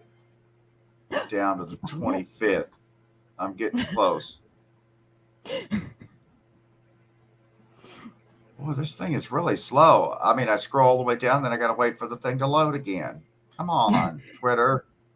Yeah, I think that I fucked with his head pretty bad. I think that I definitely did. And I had this like hour and a half conversation with somebody that's like super like they're super important like within like the larger community of activism. And it was really amazing because they reached out to me and I was talking to them, and like somebody that I've like, you know, I've followed their work my entire life, right? Like from like childhood. And it was amazing like that they wanted to talk to me, and that we weren't even talking about the job that they did. It wasn't about that. It was about just connecting as people. And it was so amazing and touching. And then I'm in this like blown out mood, like holy shit, you know, like wow, that was amazing. Not because of who they were, but the conversation and the connectivity, right? And then I go on that fucking podcast. And this guy is, I guess, well known too. He's an author. He's got, all these books on Amazon. He's, and I'm like, what a difference. See, and that's why for me, it doesn't matter how famous or well known you are. That does not fucking matter to me. Like that's bullshit. What matters to me is not what you do for a living. It is who you are as a person. Like that's what matters, more to me. And I was like, by the way, I love your work and all that, but like, thank you. Like the connection was what I was, absolutely grateful for. Found it. All right. All right. So let's see if I can go to share screen.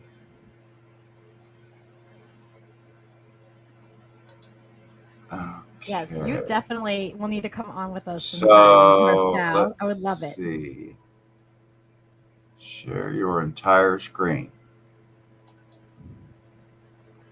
We're gonna see all of you in secrets now.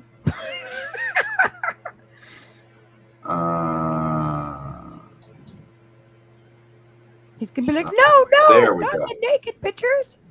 All right, so let's see. Is it working? You got my Twitter screen up there? It should come up. I don't know. Oh, there it is. Okay. So it's pretty cool when you learn how to do this shit, right? Yeah, that's the first time I've ever done this. So let's see. Yeah, it's not like just a little click thing. You have to kind of like go into stuff. So that's why I'm very proud of myself for being able to make it go smoother as I go. This is the comment that I made in responding to Kate Oz. Untested mRNA gene therapies are not vaccines. Paying people to be guinea pigs without informed consent is still a war crime. Egads, this is a horrible take. Honestly shocking, coming from Caitlin. Shaking my head. I mean, I didn't think that was rude or anything. And her response to me shocking. You guys are such drama queens. I'm like, wow, you not only did you not respond to anything that I said, you just called me a drama queen because when you don't have an argument, you just throw shit. I'm like, wow. I mean, I said, I voiced to her, it's honestly shocking coming from Caitlin, because I never would have expected Caitlin to be saying that people aren't taking these vaccines because they haven't been coerced enough with enough money. And if they were only coerced with more money, then more people would be taking this vaccine that's actually not a vaccine. But we just need to offer more money, and that's why this is such a failure. That the CDC says is safe and effective. And I'm like, wow. And so they didn't. And I went back and forth with her 3 or 4 times. So, but I mean, anyways, that's what it was. And I'm like, you should retweet it or tag me in it.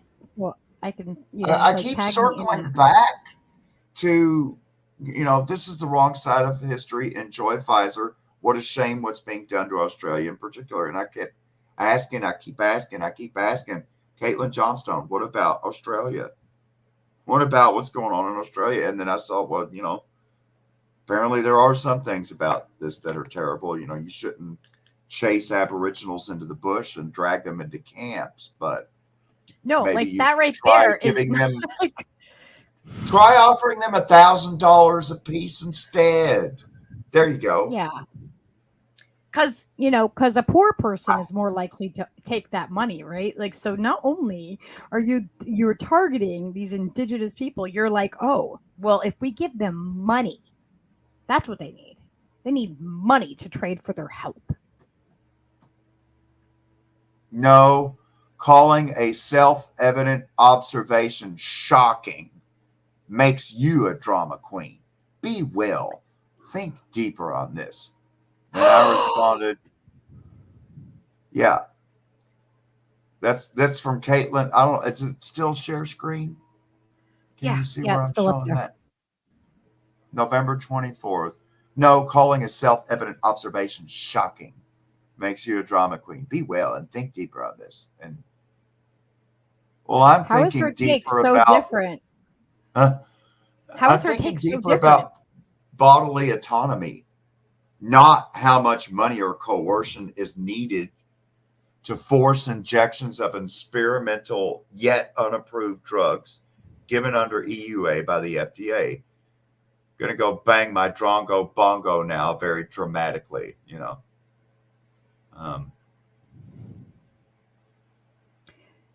All I can do. So she was responded,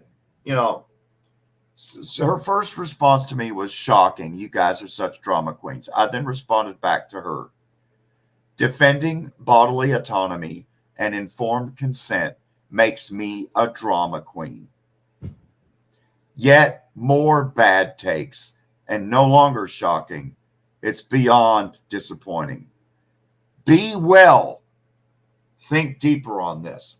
And to that, she responds, no, calling a self-evident observation shocking makes you a drama queen. You be well and think deeper on this, And so, again, I still love her. She's totally, completely wrong.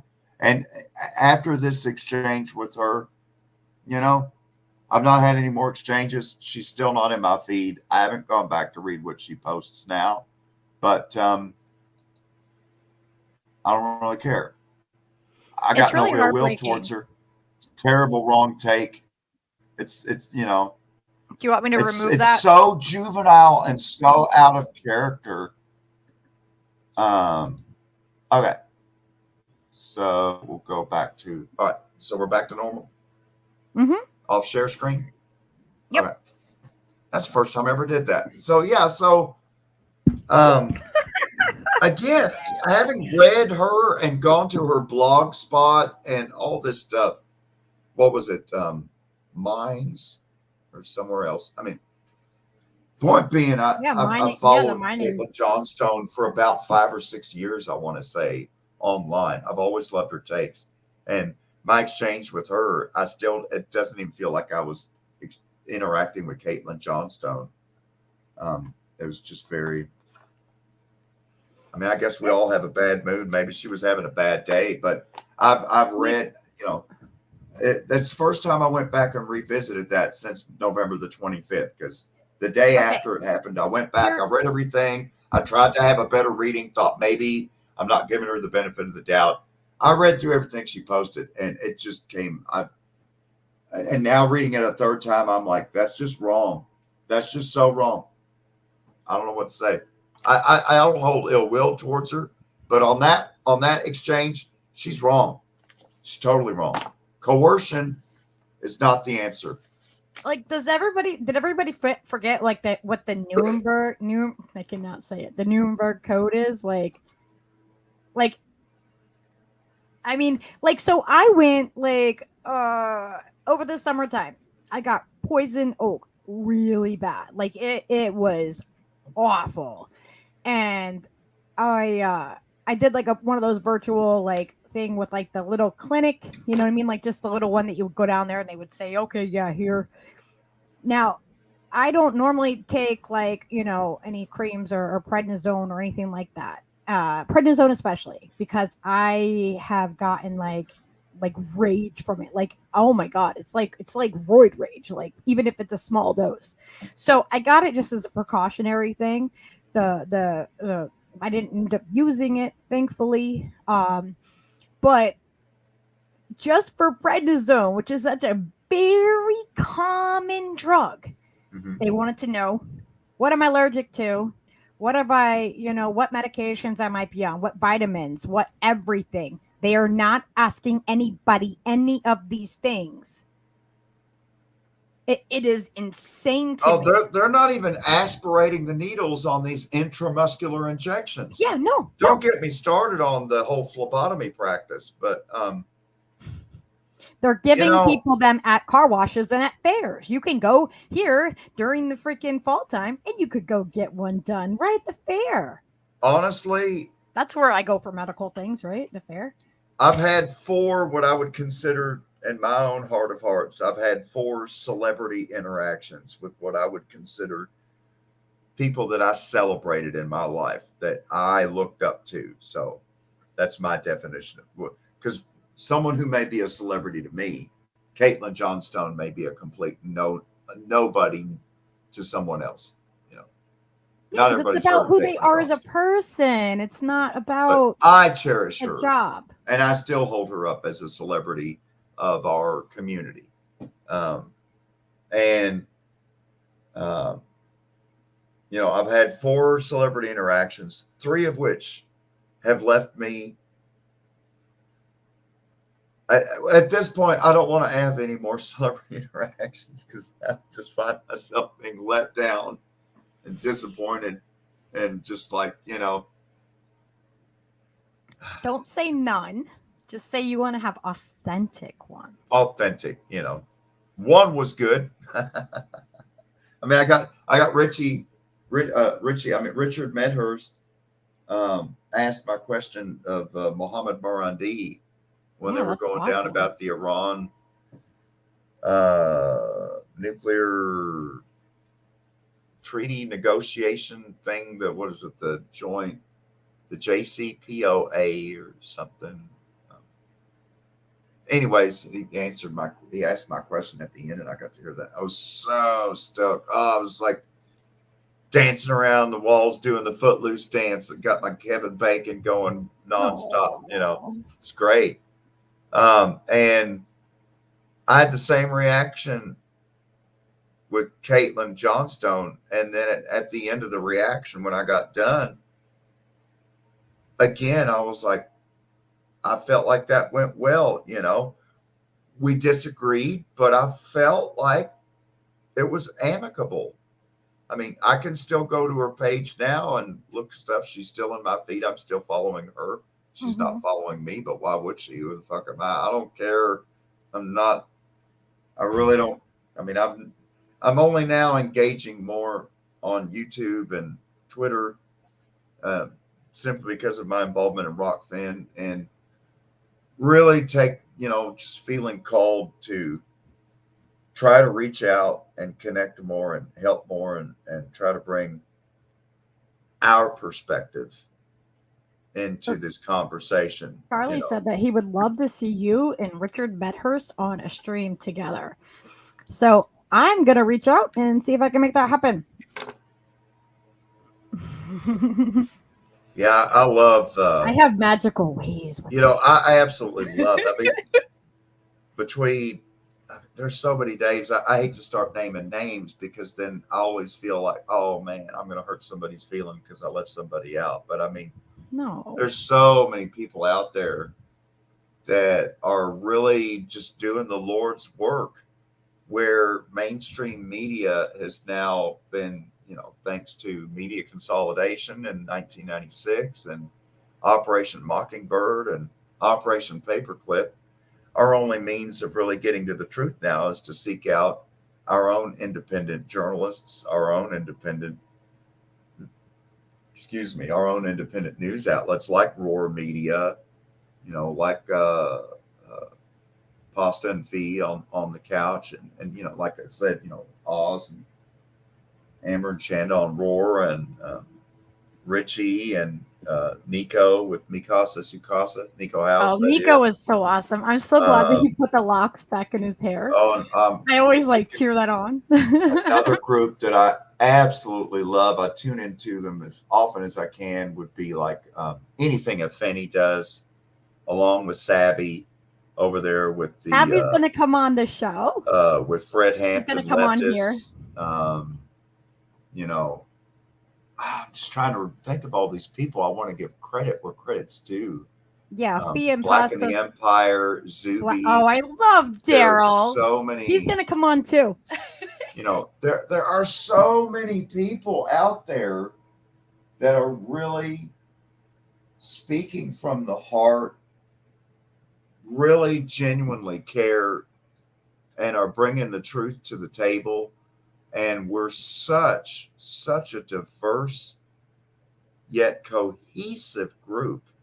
I even think I want to give an example before I jump off here. There was an issue that happened recently with Compton J and stuff, and I'm not trying to tear scabs off and everything. I see this as a positive thing with what happened with FHL with Fred Hampton leftist, and there was a bit of what's a good euphemism to word, a kerfuffle, we'll say. There was a kerfuffle, right? There was some shady things that happened. There was egos that got way too big. Right. But the shit got worked out, I feel like. I don't like the way that it went about everything. I think it was really fucked up. I think that going behind people's back and then being upset that Fred Hampton son said, no, I don't want you to use that name. And then they got all butthurt about it and felt like they had to defend their work. And I'm like, dude, let your work stand for itself. Why are you allowing that to become the topic? I think people focus too much on people that are shitting on their work or whatever. Own what you fucking do and know what you're doing is right. And don't just go along to fucking get along, because that's what's going to fucking destroy you. Is if people see that you're not authentic and they're seeking authentic, real, truthful people, then that's going to be your demise. And in that case, it doesn't matter what your real name is. It doesn't matter what your group name is. It doesn't matter what brand you've marketed under. Change your fucking name. It's not about that. It's about the truth you speak to. So you can speak to the same truth as Fred Hampton. God love him. He's here with us now. Taken too soon. Murdered in his own bed with his family, in the same domicile at the time he was murdered. Why was this young, beautiful black male leader taken Why was he such a threat? Because he got, he got the true message of the path of truth, of purification and renewal. He realized where the true power was. It's in each and every one of us. We can all meet in a parking lot and fill an entire parking lot with brown poke, grocery sacks full of bread and juice and vegetables and fruits, and we can feed each other and we can take care of each other. I mean, just a point, an important fact to point out, there would be no free or reduced school lunch programs had it not been for the work of Fred Hampton and the Black Panther Party for democratic power. So, I mentioned the kerfuffle with FHL because with Fred Hampton leftists because, or I don't know if they've changed their name, but yeah, they're like Black Revolutionary something. You I'm sure you guys remember. I'm like drawing a blank at this moment, but yeah. the idea behind a Fred Hampton organized left progressive movement is the idea that's trying to be conveyed. And so I just think if they asked permission, and said, because he's like, you guys are asking for donations and you're using his name. And I get that. Like, if somebody decided to use my dad's name as something, you know what I mean? It's not like he's like a famous person or anything, but and my dad, he died and I would be upset. I would be like, no, what the hell are you doing? I don't care if you identify with him. You know what I mean? They didn't have to take the name. They could have just said, our inspiration for this is Fred Hampton. You know what I mean? He inspired us. But they didn't, and they didn't ask. So I get that. I get why his family might be upset. And what I was talking about, particularly with FHL, is where Compton J was kicked out of the group altogether. Oh, it's Revolutionary Blackout Network.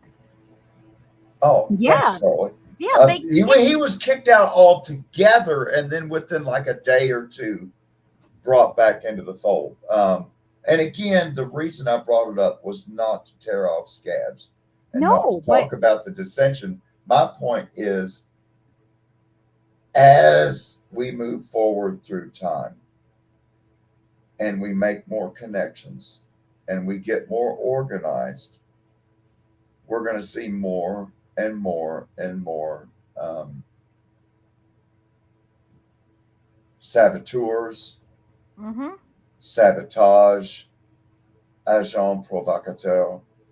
There's going to be people that want to come in and hate and destroy what we're doing, but just like with what was it, Lucky? For example, with our Occupy Wall Street, a group that we had in Huntington, West Virginia, and all of a sudden, right there at the end, here comes this guy. I'm gonna call him out by name, Corey Simmons. Corey Simmons, CoreySimmons, Corey Simmons, government agent, going from Wall Street occupation to going from Occupy camp to Occupy camp, getting people arrested, getting stuff taken, getting camps destroyed. Tried the same thing with our camp. It's just who wears khaki shorts with black socks pulled halfway up to their kneecaps in the wintertime with a buzz cut? I mean, when it's that obvious. You always got to look at the shoes. The shoes reveal everything. If somebody has a brand new pair of Birkenstocks and they looking a little bit clean with that tie-dye, then you should pay attention to that.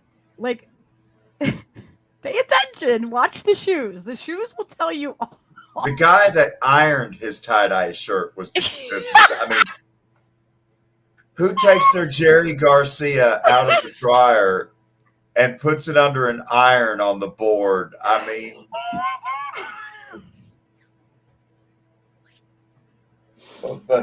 no, Corey Simmons isn't the guy that you were asking about. Yeah, Nick Cruz is the one that goes on the Jimmy Dore show, right? That's what. He spelled his Corey with an E, Corey. Oh, if that's even his real name, he's probably with Signature Reduction Forces now, doing some other counterintelligence psyop. Yeah, he's like what we were talking about earlier. That guy. Yeah. Dude, there's feds with dreads, man. Oh yeah. Lead that. They know how to blend in. Oh, I got to get one of those Grand Theft World. I think it's GTW that's got the shirt with where it says the original Island Boys, and it's got the two tatted up Island Boys, but then the faces are Epstein and Gates. Oh God.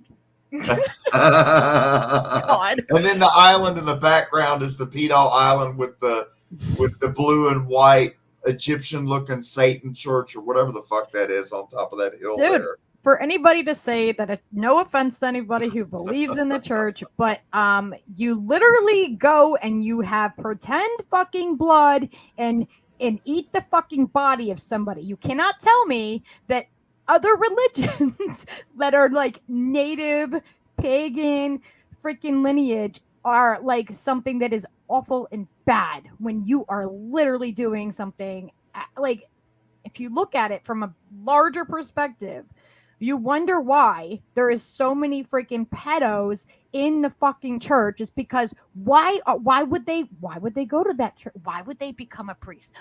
Let me think about that. Because they get fucking protected. They know what's going to happen.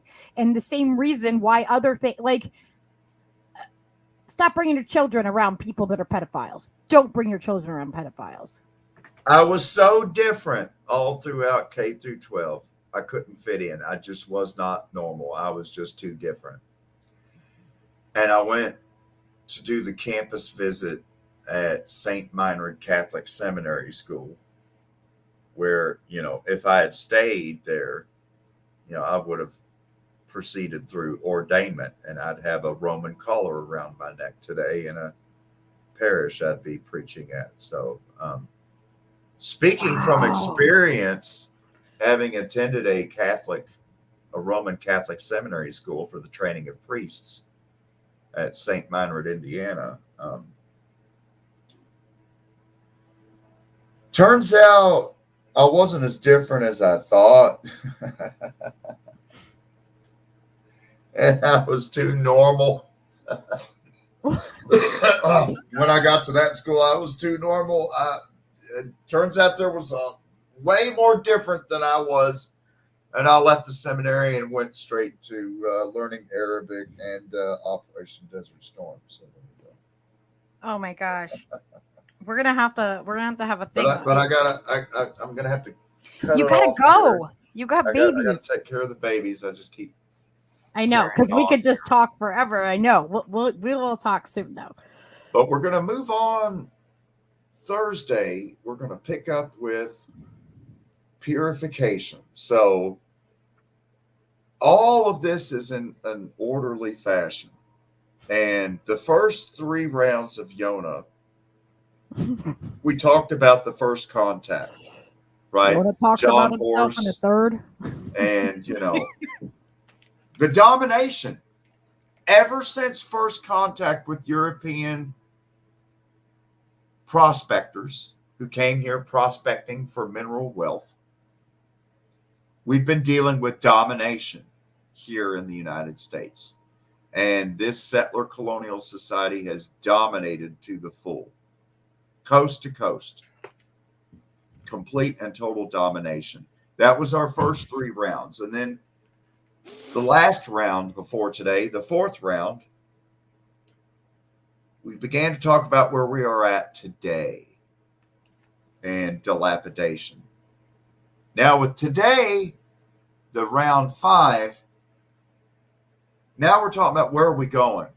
what's happening tomorrow and in the immediate future. And in the immediate future, we've suffered through centuries of genocidal domination. We've reached the point of imperial dilapidation. And now begins the purification process. Yeah, and we're on number 6 right now. Okay. And we'll be on number 7. How awesome is that? Like, so we've been doing freaking kick of course, the 7th round, Yona round 7, we're getting religious. Number 7 is going to be the purification. We're going to talk about where we're going, purification. That's where it's at. And then after Friday, I work 5 to 1 a.m. So Friday is fucked. Saturday, I work 3 to 8. All right, Saturday night. So Thursday will be round 7, purification.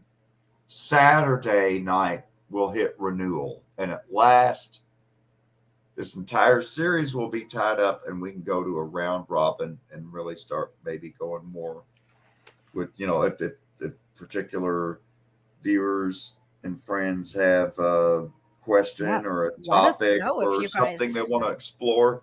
I just felt like I wanted to give an organized chronological type package, hopefully in less than 10 episodes, the Yona basic course. Because I mean, Richard Grove at Grand Theft World did a shout out to me last night on the show, and he's like, we've got these people on the town hall, and I've been listening to Yona. Yona needs his own course. Yona should be talking about this stuff on the internet. And I was like, well, actually, yeah, Lucky. Thanks to Lucky Burrito, just plucked me off my church pew over here and put me up on the stage with the choir to sing. I know. I was just like, no, you're coming on. You're coming on. I don't care. Like, I didn't give you a choice. So this is the basic Yona course, where we came from, what's happened, where we've been, where we are, where we're going. In 4 words, it's domination, dilapidation, purification, renewal. So. Ooh, Charlie Brown said this. Do you see that? Yeah. The sacred clown. We have clowns. There's all kinds of old carved wooden Cherokee masks. But that's something that's really more into the renewal. Mine is from Tahiti, though. Like, actually, no, it's a tiki mask. It's from Thailand. I'll have to show you when we do that. Nice. And actually, I have something that I want to do with masks anyway, where it's kind of like, it's like everybody has their own personal, like, the masks that we wear. And, like, I have a whole, basically a whole worksheet of it that it's not mine originally, but I've done it, and it's freaking amazing to do to really self-evaluate. So I think that we can tile that in together. Well, I would think if you hold fast to the concept of your one and only true real name, that's a mask.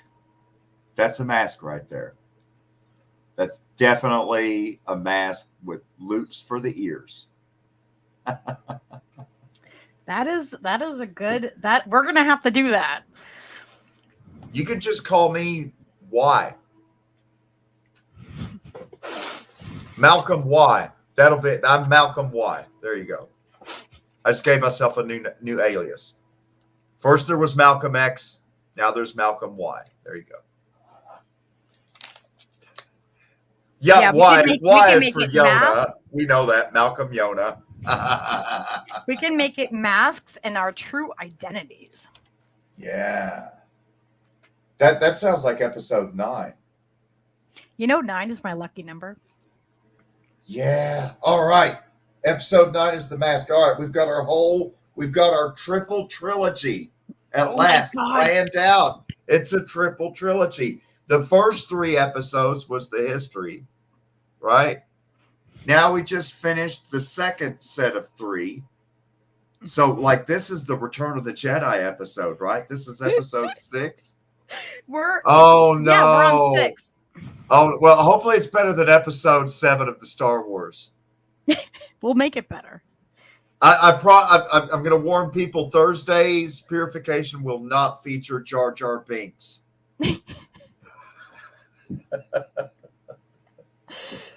Steve came in and said that Yoda rocks the microphone like a truth metronome.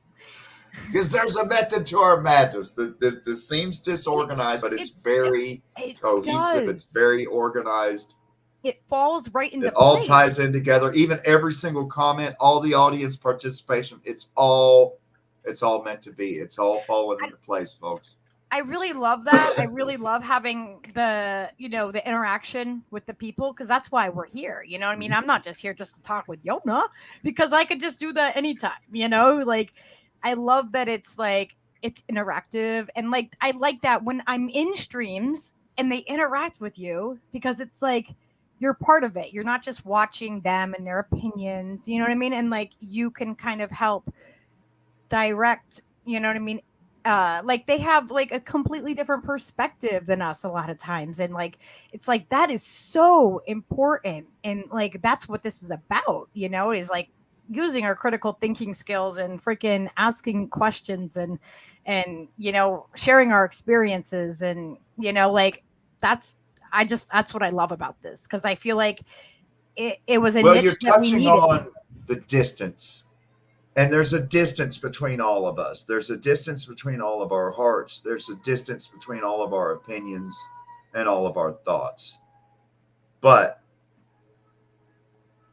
with these rounds that we've had, as we homogenize truth and agree to unanimous universal truths, we're all coming closer and closer and closer and closer together as we gain a common understanding and common truths that we all recognize. So it really is a very exhilarating and intimate thing, and it requires the ability to move from your position, to move from where you are and come closer to other people's positions, rather than just being an well-established academic that's just gonna sit in your chair and I'm gonna beat you over the head with my ideology until I cut your stream. We're not pulling no firestones around here. Well, I love you all. Jataksasesti, don't go, huh? We'll see y'all again Thursday night and Saturday night. Namaste, LCO, don't go, huh? Take care, my friends. And there we go. That was the Yona with us. Oh my gosh. I'm so excited about, we're going to have purification, then renewal. Oh my gosh. We have like the next 3 already planned out. And then we're going to have the masks. That's going to just be such a great, oh my gosh. I'm so excited. I just got to write that.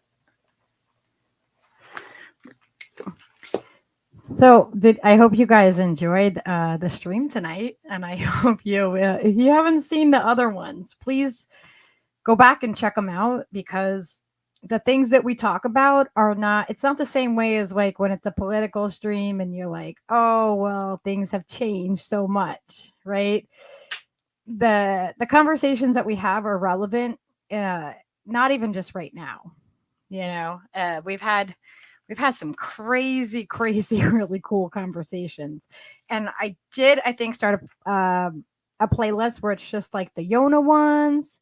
And then there's other ones that, just the other Fearlessly Authentic podcasts, which we've covered so much amazing stuff. And we're going to have, Steve's got some, Steve's got a job. I need him to clip a bunch of streams for me and make them smaller and easier to digest for some people, because Charlie Brown's come on and we've done 8-hour streams before, and it's a lot to digest for people. But I really feel like we're really Exactly, Charlie. Synchronicity is electrifying. Absolutely. It is such a beautiful thing. Like, we don't have to have like freaking 5,000 people watching. I love that we have this, we have this authentic organic thing that's growing, and it's just beautiful. I am so thrilled. Like, this has only been going on for a month, and it's like I feel like I have vastly expanded like my thought process even more. It's brought me back into connectivity where it's been, it's been a very separating time and a cleansing time too. Because for me, like when all this happened, we kind of saw who our friends were, like, and who wasn't going to be there for us. And so it brought us closer to the people like in the streams, and it's evolved into this. I don't know. I am so grateful for every one of you, and I'm so grateful that we have this space. And I definitely want to grow and share it, and get it out there. But I'm not like, the goal is not, the goal isn't like an aim to like get it out there where like it's like about, financial or raking it in or anything like that. It's about getting the truth, the message, and bringing us together. And that's what's so important. That's what fills my soul.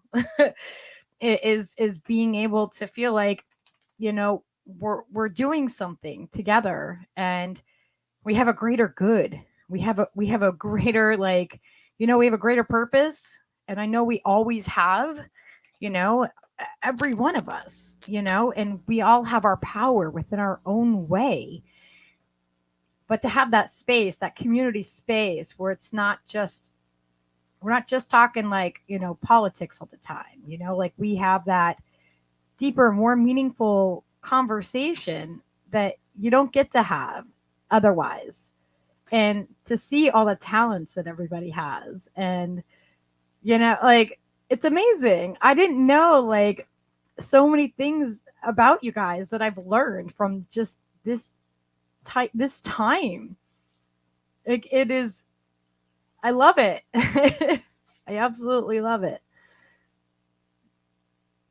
Oh, you guys are so sweet.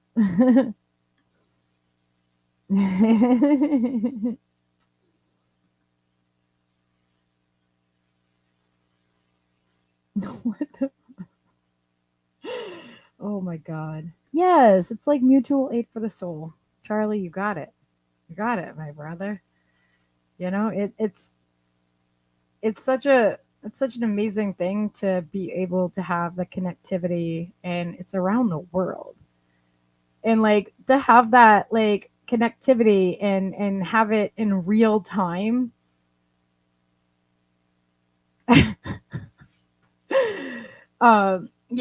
To have that, that love and that connectivity in real time, and know that it doesn't matter, like you have a whole like tribe of people. If you have an issue or you need support or whatever it is, do you want to come say hi? Okay. You have somebody. And look who came to say hi. Oh, I just had to say hi to everybody. Came over and started whining like, Mom. He was up with Steve, I think, laying around in bed, because this dog is a lazy bones. Leo, you want to say hi again? You want to say hi? See, it's like my job. Yes, is it your job? Oh, yes. Look at that little noggin. Your little noggin is so cute.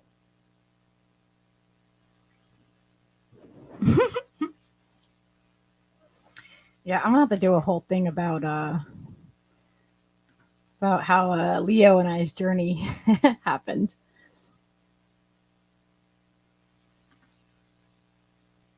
Imaginary. Yes, and if you guys have not checked out Leo's videos on the podcast on here on Lucky Burrito Art and Music, you should do that. Not Lucky, Leo. See, I'm doing that thing like Yona does, like talking about myself in the third person, but I wasn't even me. Leo knows how to play the drums, and he plays a mini piano on occasion, and he dances. It's a pretty talented dog. We are very musical in our in our house. So, all right, I think I'm gonna sign off and go catch up on some sleep. And I will probably see you guys tomorrow. One of us will probably, I'm sure, will be streaming. What's tomorrow? Tuesday? It's a slower day. So we'll probably be on. If not a couple days. So good night, fam, or morning, or afternoon, or whatever it is in your time zone. I can't wait to see you again. And don't forget, every single one of you are coming on this stream. I don't care. This is our community space. And I want to know what all of y'all like to do, what your hobbies are, your inspiration, whatever it is you want to talk about. Or just, hang out and talk about nothing and just have an organic conversation. Oh, and I should be on Bitch with Misty on Wednesday. So you guys should all check that out too. Much love, fam. Namaste.